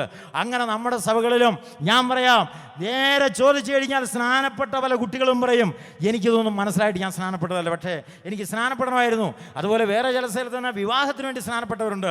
അതായത് വിവാഹമൊക്കെ ഇങ്ങനെ അടുത്തടുത്ത് വന്നു. അപ്പോൾ വിവാഹം ചെയ്യുന്നതിന് മുമ്പ് നീ സ്നാനപ്പെട്ട് വിവാഹം കഴിക്കുന്നതല്ലേ നല്ലതല്ലേ, പിന്നെ ആളുകൾ എന്തൊക്കെ പറയുമെന്ന് വിചാരിച്ച് അങ്ങനെ വിവാഹത്തിന് വേണ്ടി സ്നാനപ്പെട്ട ആളെക്കുറിച്ച് ഞാൻ ഒരിക്കലും ഇങ്ങനെ കേട്ടു, വിവാഹം കഴിക്കാൻ വേണ്ടി സ്നാനപ്പെട്ടവർ. എന്നാൽ ഇതിനെക്കുറിച്ചൊക്കെ ദൈവത്തിൻ്റെ വചനത്തിൽ പറയാനുള്ളത്, നീ വാസ്തവത്തിൽ രക്ഷിക്കപ്പെട്ടൊരു വിശ്വാസിയാണോ? മാനസാന്തരത്തിൻ്റെ സന്ദേശം നീ കേട്ടിട്ടുണ്ടോ? അങ്ങനെ മാനസാന്തരപ്പെട്ടിട്ടുണ്ടോ?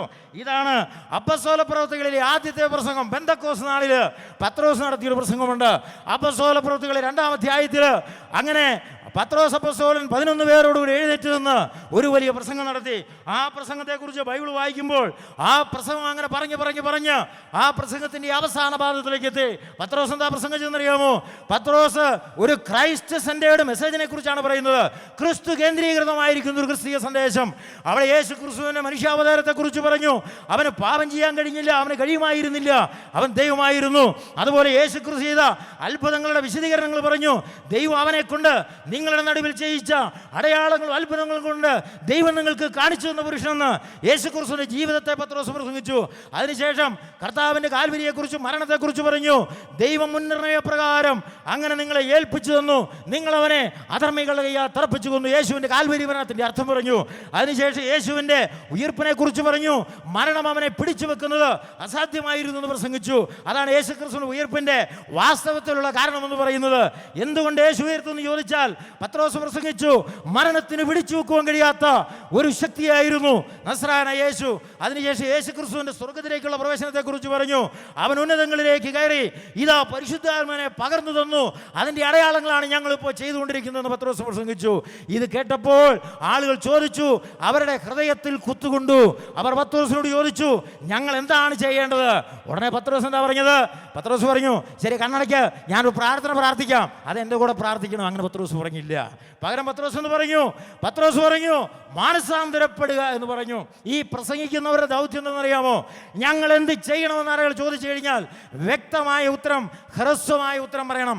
വിവരിച്ച് 2 പേജ് വിവരിക്കരുത്, അതുപോലെ അവ്യക്തമായ ഉത്തരങ്ങൾ കൊടുക്കരുത്.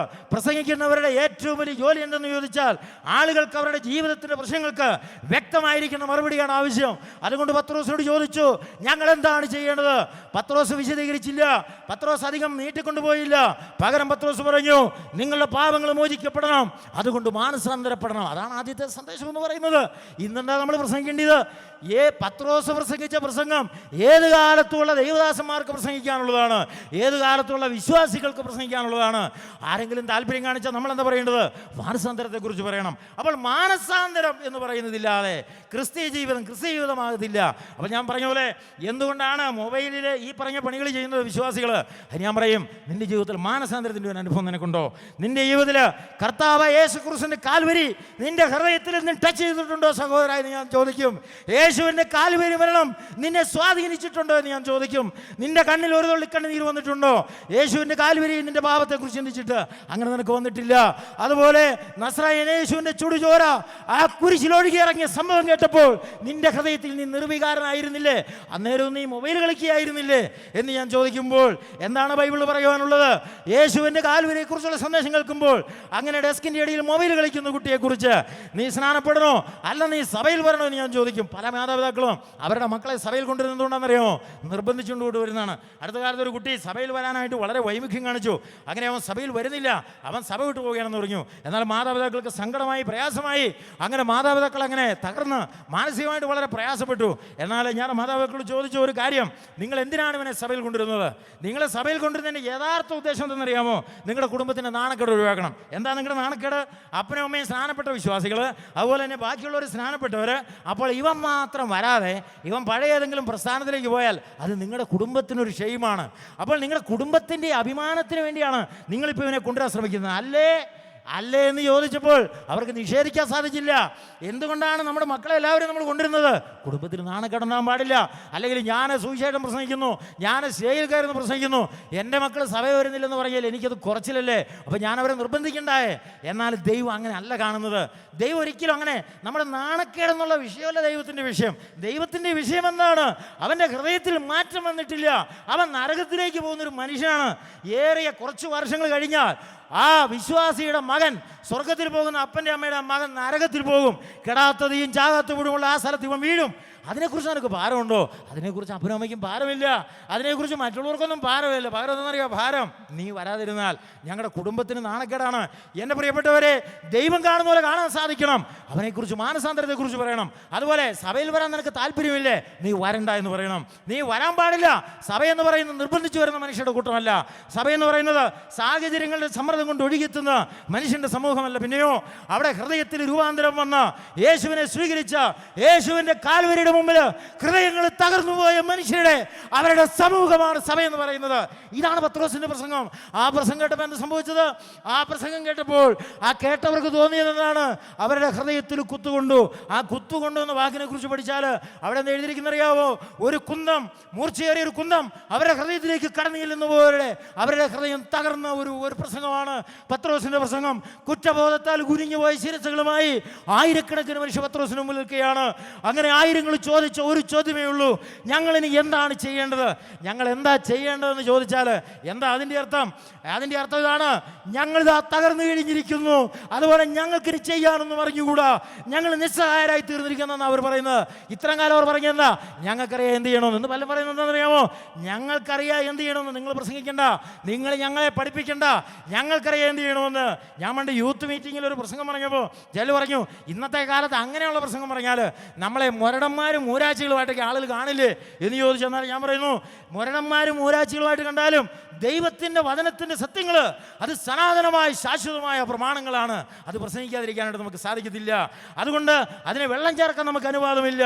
അതുകൊണ്ട് മനുഷ്യനെ പ്രസാദിപ്പിക്കണോ ദൈവത്തെ പ്രസാദിപ്പിക്കണോ എന്നൊരു ചോദ്യമാണ് ആത്യന്തികമായിരിക്കുന്ന അടിസ്ഥാനപരമായിരിക്കുന്ന ചോദ്യം. എന്നാൽ പത്രോസിൻ്റെ പ്രസംഗത്തിന് മുമ്പിൽ തകർന്നടിക്കിയ മനുഷ്യർ ചോദിച്ചതുപോലെയാണ് ഇന്ന് ചോദിക്കേണ്ടത്. ഇന്ന് എത്ര പേര് ചോദിക്കാറുണ്ട് സഭയിൽ അങ്ങനെ? ഞങ്ങൾ എന്ത് ചെയ്യേണ്ടു? കുറ്റബോധം കൊണ്ട് ഞാൻ നീറുകയാണ് സഹോദര. ഉറക്കം വന്നിട്ട് ദിവസങ്ങളായി, ഉറക്കം വന്നിട്ട് നാളുകളായി, എൻ്റെ പാപബോധം എന്നെ വേട്ടയാടിക്കൊണ്ടിരിക്കുന്നു എന്ന് പറയുന്ന എത്ര പേരുണ്ട്? അധികം പേരില്ല. പിന്നെ ആളുകൾ എന്താണെന്നറിയാമോ? എൻ്റെ പാപത്തെക്കുറിച്ച് പ്രസംഗിക്കരുത്. കഴിഞ്ഞ ദിവസം ഒരാൾ പറഞ്ഞത് സഭയിൽ നിന്നൊക്കെ പുറത്ത് ഒരു പ്രശ്നങ്ങളുണ്ടായി, സഭയിൽ നിന്ന് പുറത്തുപോയി. അദ്ദേഹത്തിന് തിരിച്ചു വരാൻ ആഗ്രഹമുണ്ട്. അങ്ങനെ തിരിച്ചു വരാൻ ആഗ്രഹമുള്ളതിൻ്റെ ആദ്യത്തെ കണ്ടീഷൻ എന്താണെന്നറിയാമോ? അദ്ദേഹം പറഞ്ഞത് പഴയ കാര്യങ്ങളെക്കുറിച്ചൊന്നും എന്നോട് സംസാരിക്കരുത്. അങ്ങനെ ഒരു വ്യവസ്ഥ എന്നോട് സമ്മതിക്കാമെങ്കിൽ ഞാൻ തിരിച്ചു വരാമെന്ന് പറഞ്ഞു. അതായത് സഭ വിട്ട് പോകാൻ വരാനിടയായ സാഹചര്യങ്ങളെക്കുറിച്ച് ഇനിയും എന്നോട് ചോദിക്കാതിരിക്കുകയാണെങ്കിൽ ഞാൻ വരാമെന്ന് പറഞ്ഞു. അതിനെ സംസാരിച്ച സഹോദരന്മാരോട് ഞാൻ പറഞ്ഞു, ഇനി അവനോട് സംസാരിക്കണ്ട, അവന് മാനസാന്തരം വന്നിട്ടില്ല. മാനസാന്തരം വരാതെ മരണം വരെ അവന് സഭയിലേക്ക് തിരിച്ചു വരാൻ കഴിയത്തില്ല. ഇനി അവൻ പുറത്തുനിന്ന് മരിച്ചാൽ അവനെ അടക്കാൻ ആരുമില്ലെങ്കിൽ നമുക്ക് അവനെ അടക്കിക്കൊള്ളാം.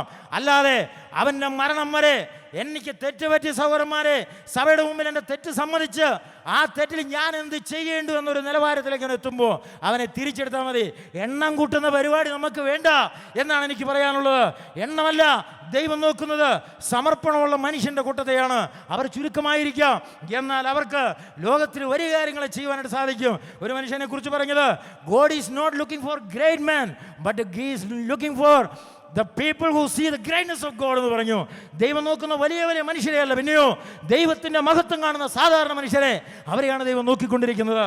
അപ്പോൾ പത്രോസിൻ്റെ പ്രസംഗം അതാണ്, മാനസാന്തരം. അപ്പോൾ ഇന്നത്തെ സുവിശേഷ സന്ദേശം എന്താണ് നമ്മൾ പറയുന്നത്? സഭയിൽ പ്രസംഗിക്കപ്പെടേണ്ട വിഷയം എന്നറിയാമോ? മാനസാന്തരത്തെക്കുറിച്ചാണ്. പരദൂഷണം പറയുന്ന സഹോദരിമാരോട് പറയണം, മാനസാന്തരപ്പെടണമെന്ന് പറയണം. നീ ചെയ്യുന്ന തെറ്റാണ് സഹോദരി എന്ന് പറയണം. അതുപോലെ സഭയിൽ ചെറിയ ചെറിയ ഗ്രൂപ്പുകൾ ഉണ്ടാക്കുന്നവർ പറയണം, അത് പറ്റത്തില്ല, മാനസാന്തരപ്പെട്ടുകൊള്ളണം. സഭയിൽ ഭിന്നത വരുത്താൻ ശ്രമിച്ച 2-3 പേരെ പ്രാവശ്യം ഞങ്ങൾ ഉപദേശിക്കും, അതിനുശേഷം സഭയിൽ നിന്ന് മാറ്റിക്കളയുമെന്ന് പറയണം. അതുപോലെ പാപത്തിൻ്റെ വഴികൾ ഒരാൾ പോയാൽ, അസൂയയുടെ വഴിയിൽ പോയാൽ, തെറ്റുകളുടെ വഴിയിൽ പോയാൽ, പാപത്തെ ന്യായീകരിച്ചാൽ നമ്മൾ പ്രസംഗിക്കേണ്ട പ്രസംഗം എന്താണ്? അത് മാനസാന്തരത്തെക്കുറിച്ചുള്ള സന്ദേശമാണ്.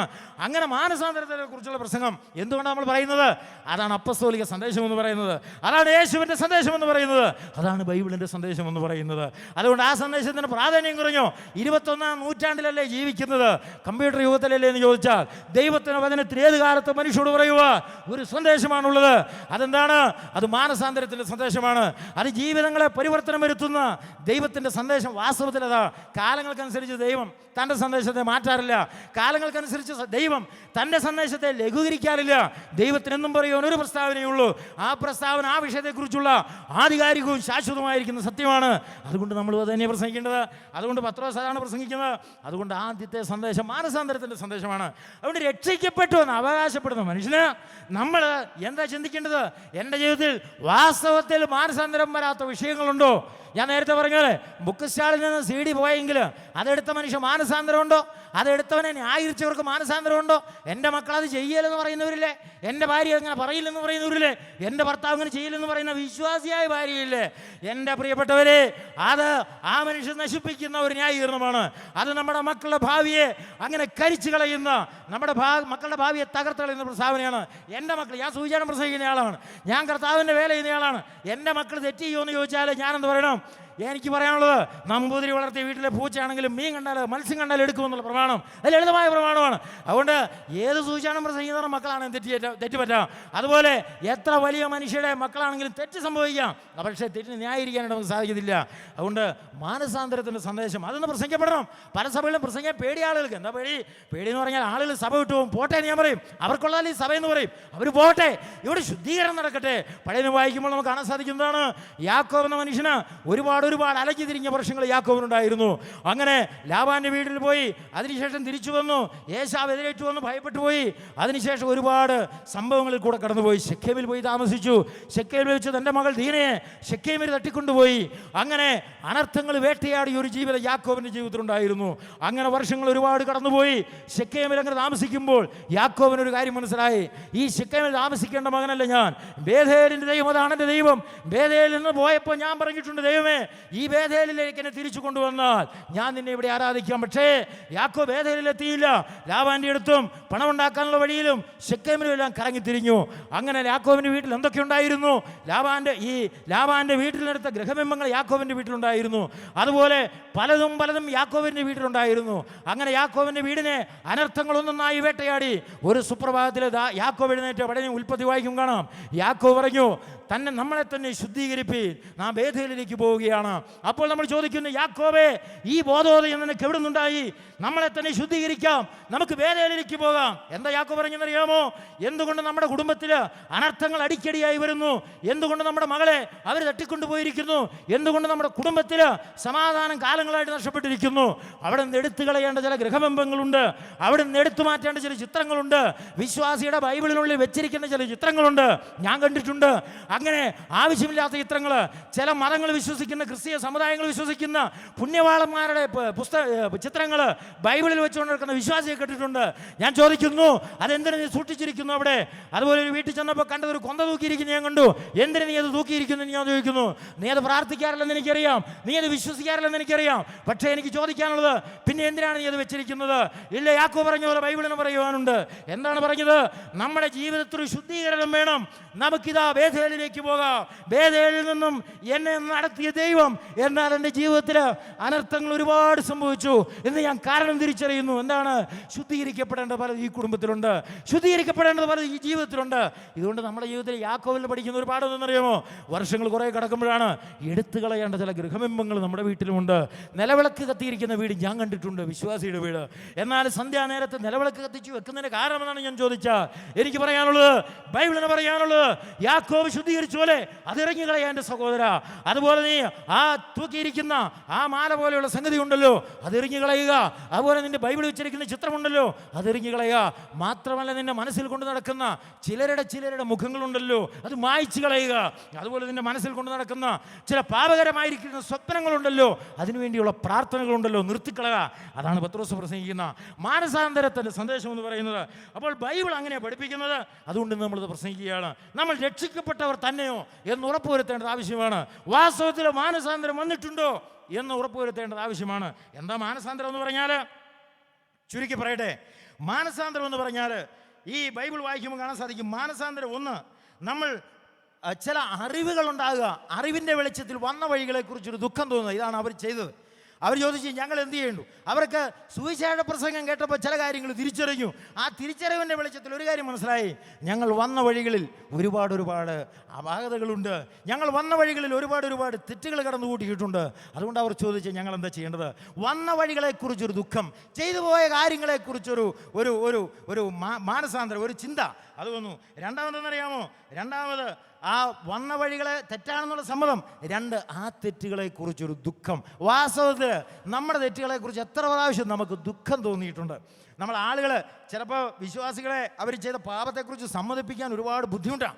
അതങ്ങനെ പറഞ്ഞ് വാദിച്ച് സമ്മതിപ്പിക്കുകയാണ്. എന്നാൽ ഞാൻ കണ്ടുള്ളൊരു കാര്യം, ഇന്നേ വരെ തെറ്റ് ചെയ്യുന്ന വിശ്വാസികൾ കരയുന്നതായിട്ട് അപൂർവമായിട്ട് കണ്ടുള്ളൂ. ആ തെറ്റിനെക്കുറിച്ച് പിടിച്ചപ്പോൾ കരഞ്ഞ ആൾക്കാരുണ്ട്. അതായത് കയ്യോടെ പിടിക്കപ്പെട്ട് കഴിഞ്ഞപ്പോൾ എൻ്റെ അമ്മേ എന്ന് പറഞ്ഞവർ കരഞ്ഞു, എന്നെ പിടിച്ചല്ലോ എന്നുള്ള വിഷമാണ്. എന്നാൽ ആ ചെയ്ത തെറ്റിനെക്കുറിച്ച് യഥാർത്ഥമായി സങ്കടപ്പെട്ട എത്ര മനുഷ്യരുണ്ട് എന്ന് ഞാൻ ചോദിക്കട്ടെ? എൻ്റെ ജീവിതം ഇങ്ങനെയായി പോയല്ലോ എന്ന് ദുഃഖിച്ച മനുഷ്യർ. എന്നാൽ ബൈബിൾ വായിക്ക്, പത്രോസ് പ്രസംഗിച്ച പ്രസംഗത്തെക്കുറിച്ച് ഞാൻ പറയുന്നത്. എന്നാൽ ആ പത്രോസിനുണ്ടായ അനുഭവം എന്താണ്? ഒരു തെറ്റ് പത്രോസിന് പറ്റിയല്ലോ. കർത്താവിനെ തള്ളിപ്പറഞ്ഞ ഒരു രാത്രി എനിക്കുണ്ടായിരുന്നു. യേശുവിനെ അറിയില്ലെന്ന് പറഞ്ഞു പോയ ഭയം നിറഞ്ഞ നിമിഷങ്ങൾ, തൻ്റെ ജീവന് ഭീഷണി ഉയർന്ന ആ രാത്രി ഏകാന്ത നേരങ്ങളിൽ പത്രോസ് തള്ളിപ്പറഞ്ഞു. എന്നാൽ പത്രോസ് പിന്നെ എന്ത് ചെയ്തു? യോഹന്നാനും യാക്കോബും അന്ത്രയോസും നഥനയേലും എല്ലാം കൂടെ പത്രോസിനോട് സമ്മതിപ്പിക്കാൻ ശ്രമിച്ചോ? പത്രോസേ, നീ 3 പ്രാവശ്യം തള്ളിപ്പറഞ്ഞ തെറ്റല്ലേ? പത്രോസ് പറഞ്ഞു, ആരാ തള്ളിപ്പറയാത്തത്? എല്ലാവരും ചെയ്തില്ലേ? ദാവീദ് തെറ്റ് ചെയ്തില്ലേ? മറ്റേ ആൾ തെറ്റ് ചെയ്തില്ലേ? ശലോമോൻ ചെയ്തില്ലേ? ഇനി ഞാൻ മാത്രം ഒന്ന് തള്ളിപ്പറഞ്ഞിട്ട് നിങ്ങളെന്താ ഇത്ര കാര്യം ഉണ്ടാക്കുന്നത് എന്നാണ് പത്രോസ് പറഞ്ഞത്. പത്രോസിനെ യോഹന്നാൻ സംസാരിച്ചില്ല പത്രോസിനോട്. അതുപോലെ യാക്കോബ് കണ്ടില്ല പത്രോസിനെ. ശിഷ്യന്മാരും പത്രോസിനോട് സംസാരിച്ചില്ല. എന്നാൽ യേശു തിരിഞ്ഞ് പത്രോസിനെ നേരെ ഒന്ന് നോക്കി എന്ന് ബൈബിളിൽ ഒരു വാക്യമുണ്ട്. ആ നോട്ടം പത്രോസിന്റെ ഹൃദയത്തിന്റെ ഉള്ളറകളിലേക്ക് കടന്നു എന്ന ഒരു നോട്ടമാണ്. അത് ക്രൂരതയുടെ നോട്ടമല്ല, അത് ദേഷ്യത്തിന്റെ ഒരു നോട്ടമല്ല. എന്നാൽ ഞാൻ വിചാരിക്കുന്നു, ആ കൃപയുടെ കണ്ണുകൾക്ക് മുമ്പിൽ പത്രോസ് എന്ന മനുഷ്യൻ വട്ടപൂജ്യമായി പോയ പത്രോസ് എന്ന മനുഷ്യൻ തകർന്നടിഞ്ഞു പോയ ഒരു നിമിഷമാണ്. അതുകൊണ്ട് പത്രോസിനെ കുറിച്ച് ബൈബിൾ പറയുന്നു, അവൻ പുറത്തിറങ്ങി അതിദുഃഖത്തോടെ കരഞ്ഞു. ഒരാൾ മരിച്ചു വീഴുമ്പോൾ ഉണ്ടാകുന്ന സങ്കടം പോലെയാണ് പത്രോസ് കരഞ്ഞെന്ന് പറയുന്നത്. അതെന്താണ്? പാപത്തെക്കുറിച്ചുള്ള ബോധം, താൻ്റെ തെറ്റിനെ കുറിച്ചുള്ള മാനസാന്തരം. അതാണ് മാനസാന്തരം. ഞാൻ ചോദിക്കട്ടെ, യേശു ക്രിസ്തുവിനെ കുറിച്ച് അറിയില്ലെന്ന് പറഞ്ഞാൽ ഞാനൊരു വിശ്വാസിയല്ലെന്ന് പറയുന്ന, വിശ്വാസിയാണെന്ന് പറയാതെ ഒളിച്ചു വെക്കുന്ന എത്ര കോളേജ് പിള്ളേരുണ്ട് നമ്മുടെ ഇടയിൽ. അതുപോലെ നമ്മുടെ എത്ര വിശ്വാസികളുണ്ട് നമ്മുടെ ഇടയിൽ. പല കാര്യങ്ങളും മറച്ചു പിടിക്കുന്നവർ, പാപം ചെയ്തിട്ട് ന്യായീകരിക്കുന്നവർ, മദ്യം കഴിച്ചിട്ട് മറച്ചു പിടിക്കുന്നവർ. മദ്യം കഴിച്ച കാര്യം സഭയിൽ പറഞ്ഞാൽ ഞാൻ ഇനി വരില്ലെന്ന് ഭാര്യയെ ഭീഷണിപ്പെടുത്തിയ ഭർത്താവ്. അതുപോലെ തന്നെ പുകവലിച്ചിട്ട് അത് സഭയിൽ പോയി പിള്ളേരോട് പറഞ്ഞിട്ടുണ്ട്. സഭയിൽ പോയി പറഞ്ഞാൽ പാപ്പ ഇനി മുതൽ സഭയിൽ വരില്ല, പിള്ളേർ പറയത്തില്ല. എന്നാൽ പത്രോസിനെ നോക്ക്, പത്രോസിനെ എന്നറിയാമോ? പൊട്ടിക്കരഞ്ഞു. കഴിഞ്ഞു. അതാണ് മാനസാന്തരം എന്ന് പറയുന്നത്. പത്രോസ് കർത്താവിനെ ആത്മാർത്ഥമായിട്ട് സ്നേഹിച്ച മനുഷ്യനാണ്. പക്ഷെ പത്രോസിൻ്റെ ജീവിതം എന്താണ്? യേശുവിനെ കുറിച്ചുള്ള കാര്യം കേട്ടപ്പോൾ, യേശുവിൻ്റെ നോട്ടം കണ്ടപ്പോൾ, യേശുവുമായിട്ടുള്ള ബന്ധത്തെക്കുറിച്ച് ഓർത്തപ്പോൾ തനിക്ക് ഓർക്കാതിരിക്കാൻ കഴിയില്ല.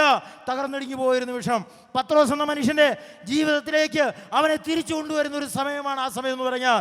തൻ്റെ പാപത്തെക്കുറിച്ച് അനുഭവിക്കുന്ന, തൻ്റെ പാപത്തെക്കുറിച്ച് പൊട്ടിക്കരയുന്ന, തൻ്റെ പാപത്തെക്കുറിച്ച് ഹൃദയം തുറക്കുമുള്ള ഒരു വിശ്വാസിയെ ദൈവത്തിന് ഉപയോഗിക്കാതിരിക്കാൻ സാധിക്കുമോ? ആ പത്രോസ് പ്രസംഗിച്ചപ്പോഴാണ് 3000 പേര് മാനസാന്തരപ്പെട്ടത്. നമ്മൾ പ്രസംഗിക്കുമ്പോൾ ആളുകൾ മാനസാന്തരപ്പെടുന്നില്ല പലപ്പോഴും. എന്താണ്? നമ്മുടെ പാപത്തെക്കുറിച്ച് മാനസാന്തരമില്ലാത്ത പ്രസംഗം പലപ്പോഴും നമ്മൾ പ്രസംഗിക്കാറുണ്ട്. അസൂയ കൊണ്ട് നടക്കുന്ന മനുഷ്യർ പ്രസംഗിക്കുന്നു, അതുപോലെ സ്നേഹമില്ലാത്ത മനുഷ്യർ പ്രസംഗിക്കുന്നു, അതുപോലെ പ്രത്യാശയില്ലാത്ത മനുഷ്യർ പ്രസംഗിക്കുന്നു. അവിശ്വാസികൾക്കുള്ള എല്ലാ ആകുലചിന്തകളും വാസ്തവത്തിൽ ഇന്ന് വിശ്വാസികൾക്കുണ്ട്. അവിശ്വാസികൾ എന്തിനു വേണ്ടിയൊക്കെയാണോ ജീവിക്കുന്നത് അതിനൊക്കെ വേണ്ടി തന്നെ ജീവിക്കുന്ന വിശ്വാസികളുടെ സമൂഹം ഇന്നുണ്ട്. എന്നാൽ മാനസാന്തരം എന്ന് പറയുന്ന ഒരു വിഷയമാണ്. അതുകൊണ്ട് പത്രോസിൻ്റെ ജീവിതത്തിൽ താൻ പ്രസംഗിക്കാരൻ എന്താണെന്നറിയാമോ? തനിക്കറിയാം, യേശുവിൻ്റെ അടുക്കിലേക്ക് വരുന്നൊരു മനുഷ്യന് അവൻ്റെ ഹൃദയത്തിലൊരു നുറുക്കം ആവശ്യമാണ്. അവൻ്റെ ഹൃദയത്തിൽ അവൻ കടന്നു പോകുന്ന വഴികളെക്കുറിച്ചുള്ള യഥാർത്ഥമായിരിക്കുന്ന ഒരു കുറ്റബോധം ആവശ്യമാണ്. അല്ലാതെ ന്യായീകരിക്കാനായിട്ട് സാധിക്കത്തില്ല. ഞാൻ പറഞ്ഞ പോലെ ഈ നമ്മുടെ സഭകളിൽ പല ആൾക്കാരും അവരുടെ പാപത്തെ ന്യായീകരിക്കുന്നതിന് കാരണം എന്ന് പറയാമോ? അവരങ്ങനത്തെ സുവിശേഷം കേട്ടിട്ട് വന്നവരാ. അവർ പറഞ്ഞത് യേശുവിനെ രക്ഷകനായി സ്വീകരിക്കാൻ റെഡിയാ, കൈപൊക്കിക്കോ എന്ന് പറഞ്ഞു. അവൻ കൈപൊക്കി. ആ സഭയിൽ വരുന്നതിന് കൈവെക്കുന്ന തടസ്സമില്ല. അതുപോലെ ഞാനൊരു പ്രാർത്ഥന പ്രാർത്ഥിച്ചു തരാൻ, നീ അതുപോലെ പ്രാർത്ഥിച്ചു എന്ന് പറഞ്ഞു. അവനങ്ങനെ പ്രാർത്ഥിച്ചു, കുഴപ്പമില്ല. പക്ഷേ അപ്പം മാനസാന്തരത്തിൻ്റെ സന്ദേശം കേട്ടിട്ടില്ല. മാനസാന്തരത്തിൻ്റെ സന്ദേശം കേൾക്കുമ്പോഴാണ് അവന് യഥാർത്ഥത്തിൽ മാനസാന്തരം വരുന്നത്. അങ്ങനെയുള്ള വ്യക്തി അവൻ്റെ ജീവിതം മുമ്പോട്ട് പോകുമ്പോൾ അവന് മാനസാന്തരത്തിൻ്റെ സാഹചര്യങ്ങൾ വരും. അപ്പോഴവൻ പത്രോസിനെ പോലെ കരയും, പത്രോസിനെ പോലെ അവൻ ദുഃഖിക്കും, പത്രോസിനെ പോലെ അവൻ മടങ്ങി വരും. പത്രോസിനെ പോലെ ദൈവം അവനെ ദൈവത്തിൻ്റെ കരങ്ങളിൽ ഉപയോഗിക്കും. അനന്തമായ സാധ്യതകളിലേക്ക് ദൈവത്തിന് നമ്മളെ ഉപയോഗിക്കാൻ, വളർത്താൻ കഴിയാതിരിക്കുന്നതിനൊരു തടസ്സം നമ്മുടെ ജീവിതത്തിൽ മാനസാന്തരപ്പെടാത്ത പല വിഷയങ്ങളും നമ്മൾ കൊണ്ടു നടക്കുന്നതുകൊണ്ടാണ്. മാനസാന്തരത്തിൻ്റെ മൂന്നാമത്തെ പ്രത്യേകത എന്നറിയാമോ? ഒന്ന്, വന്ന വഴികളെക്കുറിച്ചുള്ള തെറ്റാണെന്നുള്ള തുറന്ന ബോധ്യം, അതുപോലെ അതിനെക്കുറിച്ചുള്ള ഒരു സങ്കടം, ഒരു നമ്മുടെ വികാരങ്ങളിലുള്ള നമുക്കൊരു ദുഃഖം വരണം. 3, ഇനി മുമ്പോട്ടുള്ള യാത്രയിൽ ഞാൻ വഴി പോകുകയില്ല എന്നുള്ളൊരു തീരുമാനം. ഇതൊക്കെയാണ് മാനസാന്തരം എന്ന് പറയുന്നത്. അങ്ങനെ മാനസാന്തരം ഉള്ളപ്പോഴാണ് യഥാർത്ഥമായ അവന് കർത്താവിനെ സ്നേഹിക്കാനായിട്ട് സാധിക്കത്തുള്ളത്. ഈ പത്രോസ് പ്രസംഗിക്കുമ്പോൾ ഈ മാനസാന്തരം എന്ന് പറയുന്നത് കർത്താവിനെ വിശ്വസിക്കുന്നതിൻ്റെ ഒരു വശമാണ്. അതിൻ്റെ മറുവശമാണ് വിശ്വാസം എന്ന് പറയുന്നത്. പണ്ട് ഈ മരപ്പണി എടുക്കുന്ന ഒരാൾ രക്ഷിക്കപ്പെട്ടു വന്നൊരു സമയം ഞാൻ വായിച്ചിട്ടുണ്ട്. മരപ്പണി എടുക്കുന്നയാൾ, മരപ്പണി എന്ന് പറഞ്ഞാൽ അദ്ദേഹം ഫർണിച്ചർ ഉണ്ടാക്കി വിൽക്കുന്നയാളാണ്, പലക വിൽക്കുന്നയാളാണ്. പലകയൊക്കെ പണിത് വിൽക്കും, ഫർണിച്ചർ വിൽക്കും. അപ്പോൾ ഇദ്ദേഹത്തെക്കുറിച്ച് പറയുന്നത്, ഇദ്ദേഹം 4 അടി അല്ലെങ്കിൽ 5 അടി നീളമുള്ള പലക വിൽക്കുകയാണെങ്കിൽ അതിനൊരു 2-3 ഇഞ്ച് എപ്പോഴും കുറവായിരിക്കും. നമുക്കറിയാം, ഒരു 4 ഇത്ര വീതിയുള്ളൊരു പലക വിൽക്കുമ്പോൾ 2 ഇഞ്ച് കുറച്ചാണെങ്കിൽ പല പലക വിറ്റ് കഴിയുമ്പോൾ ഒരു പലക ഉണ്ടാക്കാനുള്ള വകുപ്പ് നമുക്ക് ഉണ്ടാക്കാനായിട്ട് സാധിക്കുമെന്ന് വിചാരിക്കുന്നു. അങ്ങനെയാണല്ലോ ഇന്നത്തെ കാലത്ത് ഈ പല ബേക്കറി ഐറ്റത്തിൻ്റെയും വില കൂടുന്നില്ല, പക്ഷേ അതിൻ്റെ അളവ് കുറഞ്ഞുകൊണ്ടിരിക്കുക. നമ്മൾ പലപ്പോഴും ശ്രദ്ധിക്കില്ല. അപ്പോൾ പണ്ടത്തെ ബ്രെഡിൻ്റെ അതേ വില ഇപ്പോഴത്തെ ബ്രെഡിന്, പക്ഷേ പണ്ടത്തെ ബ്രെഡിൻ്റെ തൂക്കമല്ല ഇപ്പോഴത്തെ ബ്രെഡിന്, അത് അല്പം ചെറുതായിട്ടുണ്ട്. അതുപോലെ പണ്ടുള്ള ചില പാക്കറ്റിൻ്റെ വില സെയിമാണ്, പക്ഷേ അളവ് അല്പം കുറഞ്ഞിട്ടുണ്ട്. അപ്പോൾ ഈ മരം വിൽക്കുന്ന ആൾ, അദ്ദേഹം മരം ഇങ്ങനെ വിൽക്കുമ്പോൾ എപ്പോഴും 4 ഇഞ്ച് കുറവ്, 5 ഇഞ്ച് കുറവ് ഇങ്ങനെയാണ്. അങ്ങനെ ഒരു സുപ്രഭാതത്തിൽ സുവിശേഷം കേട്ട് ഈ പാപത്താൻ രക്ഷിക്കപ്പെട്ടു വന്നു. അങ്ങനെ രക്ഷിക്കപ്പെട്ടു വന്നപ്പോൾ ആൾക്കാർ വിശ്വസിച്ചില്ല ഇവൻ രക്ഷിക്കപ്പെട്ടോ എന്ന്. ഇവൻ രക്ഷിക്കപ്പെട്ടോ എന്ന് ആർക്കും സംശയമാണ്, വിശ്വാസം വന്നില്ല. അങ്ങനെ ഇരിക്കുന്ന സമയത്ത് ആരോ ഒരാൾ രഹസ്യമായിട്ട് ഇവൻ രക്ഷിക്കപ്പെട്ടതിന് ശേഷം ഉണ്ടാക്കിയ ചില ഫർണിച്ചർ ഒളിച്ചു പോയി അളന്നു നോക്കി. അങ്ങനെ അളന്നു നോക്കിയപ്പോൾ 5 അടി പലക 5 അടി തന്നെ, അതുപോലെ തന്നെ 4 അടി പലക 4 അടി തന്നെ.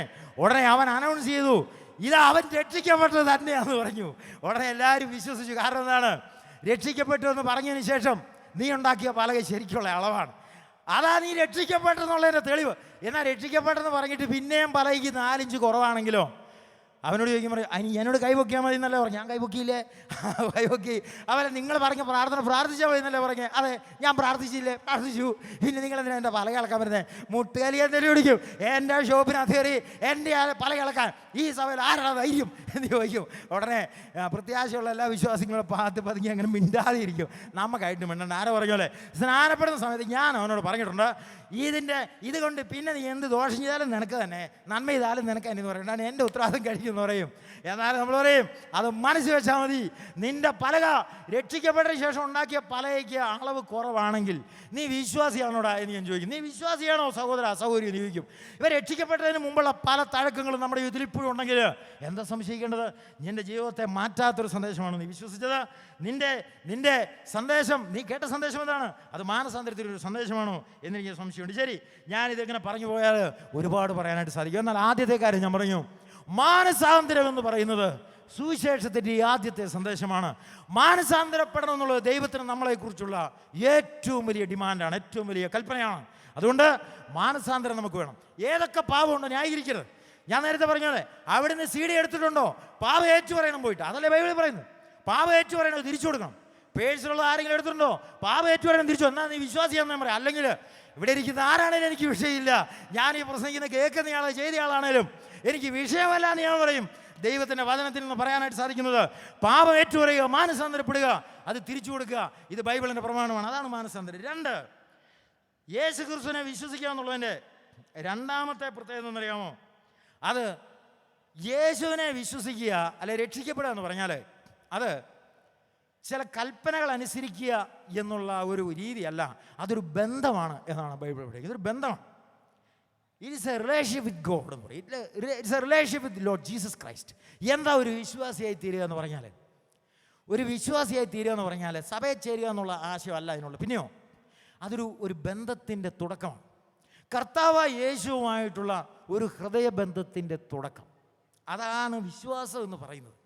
അല്ലാതെ ഇനി മുതൽ ഞായറാഴ്ച യോഗത്തിന് വരണം, ഇനി മുതൽ അപ്പം നുറുക്കണം, ഇനി മുതൽ ഉപവാസ പ്രാർത്ഥന വരണം, നീ സ്നാനപ്പെട്ട ആളാണ്, ഇനി മുതൽ സുവിശേഷ പ്രവർത്തനത്തിന് പോകണം. അപ്പോൾ എന്ത് സംഭവിക്കും? ഈ വിശ്വാസി എന്ന് പറയുന്നത്, വിശ്വാസം എന്ന് പറഞ്ഞാൽ അങ്ങനെയാണ്.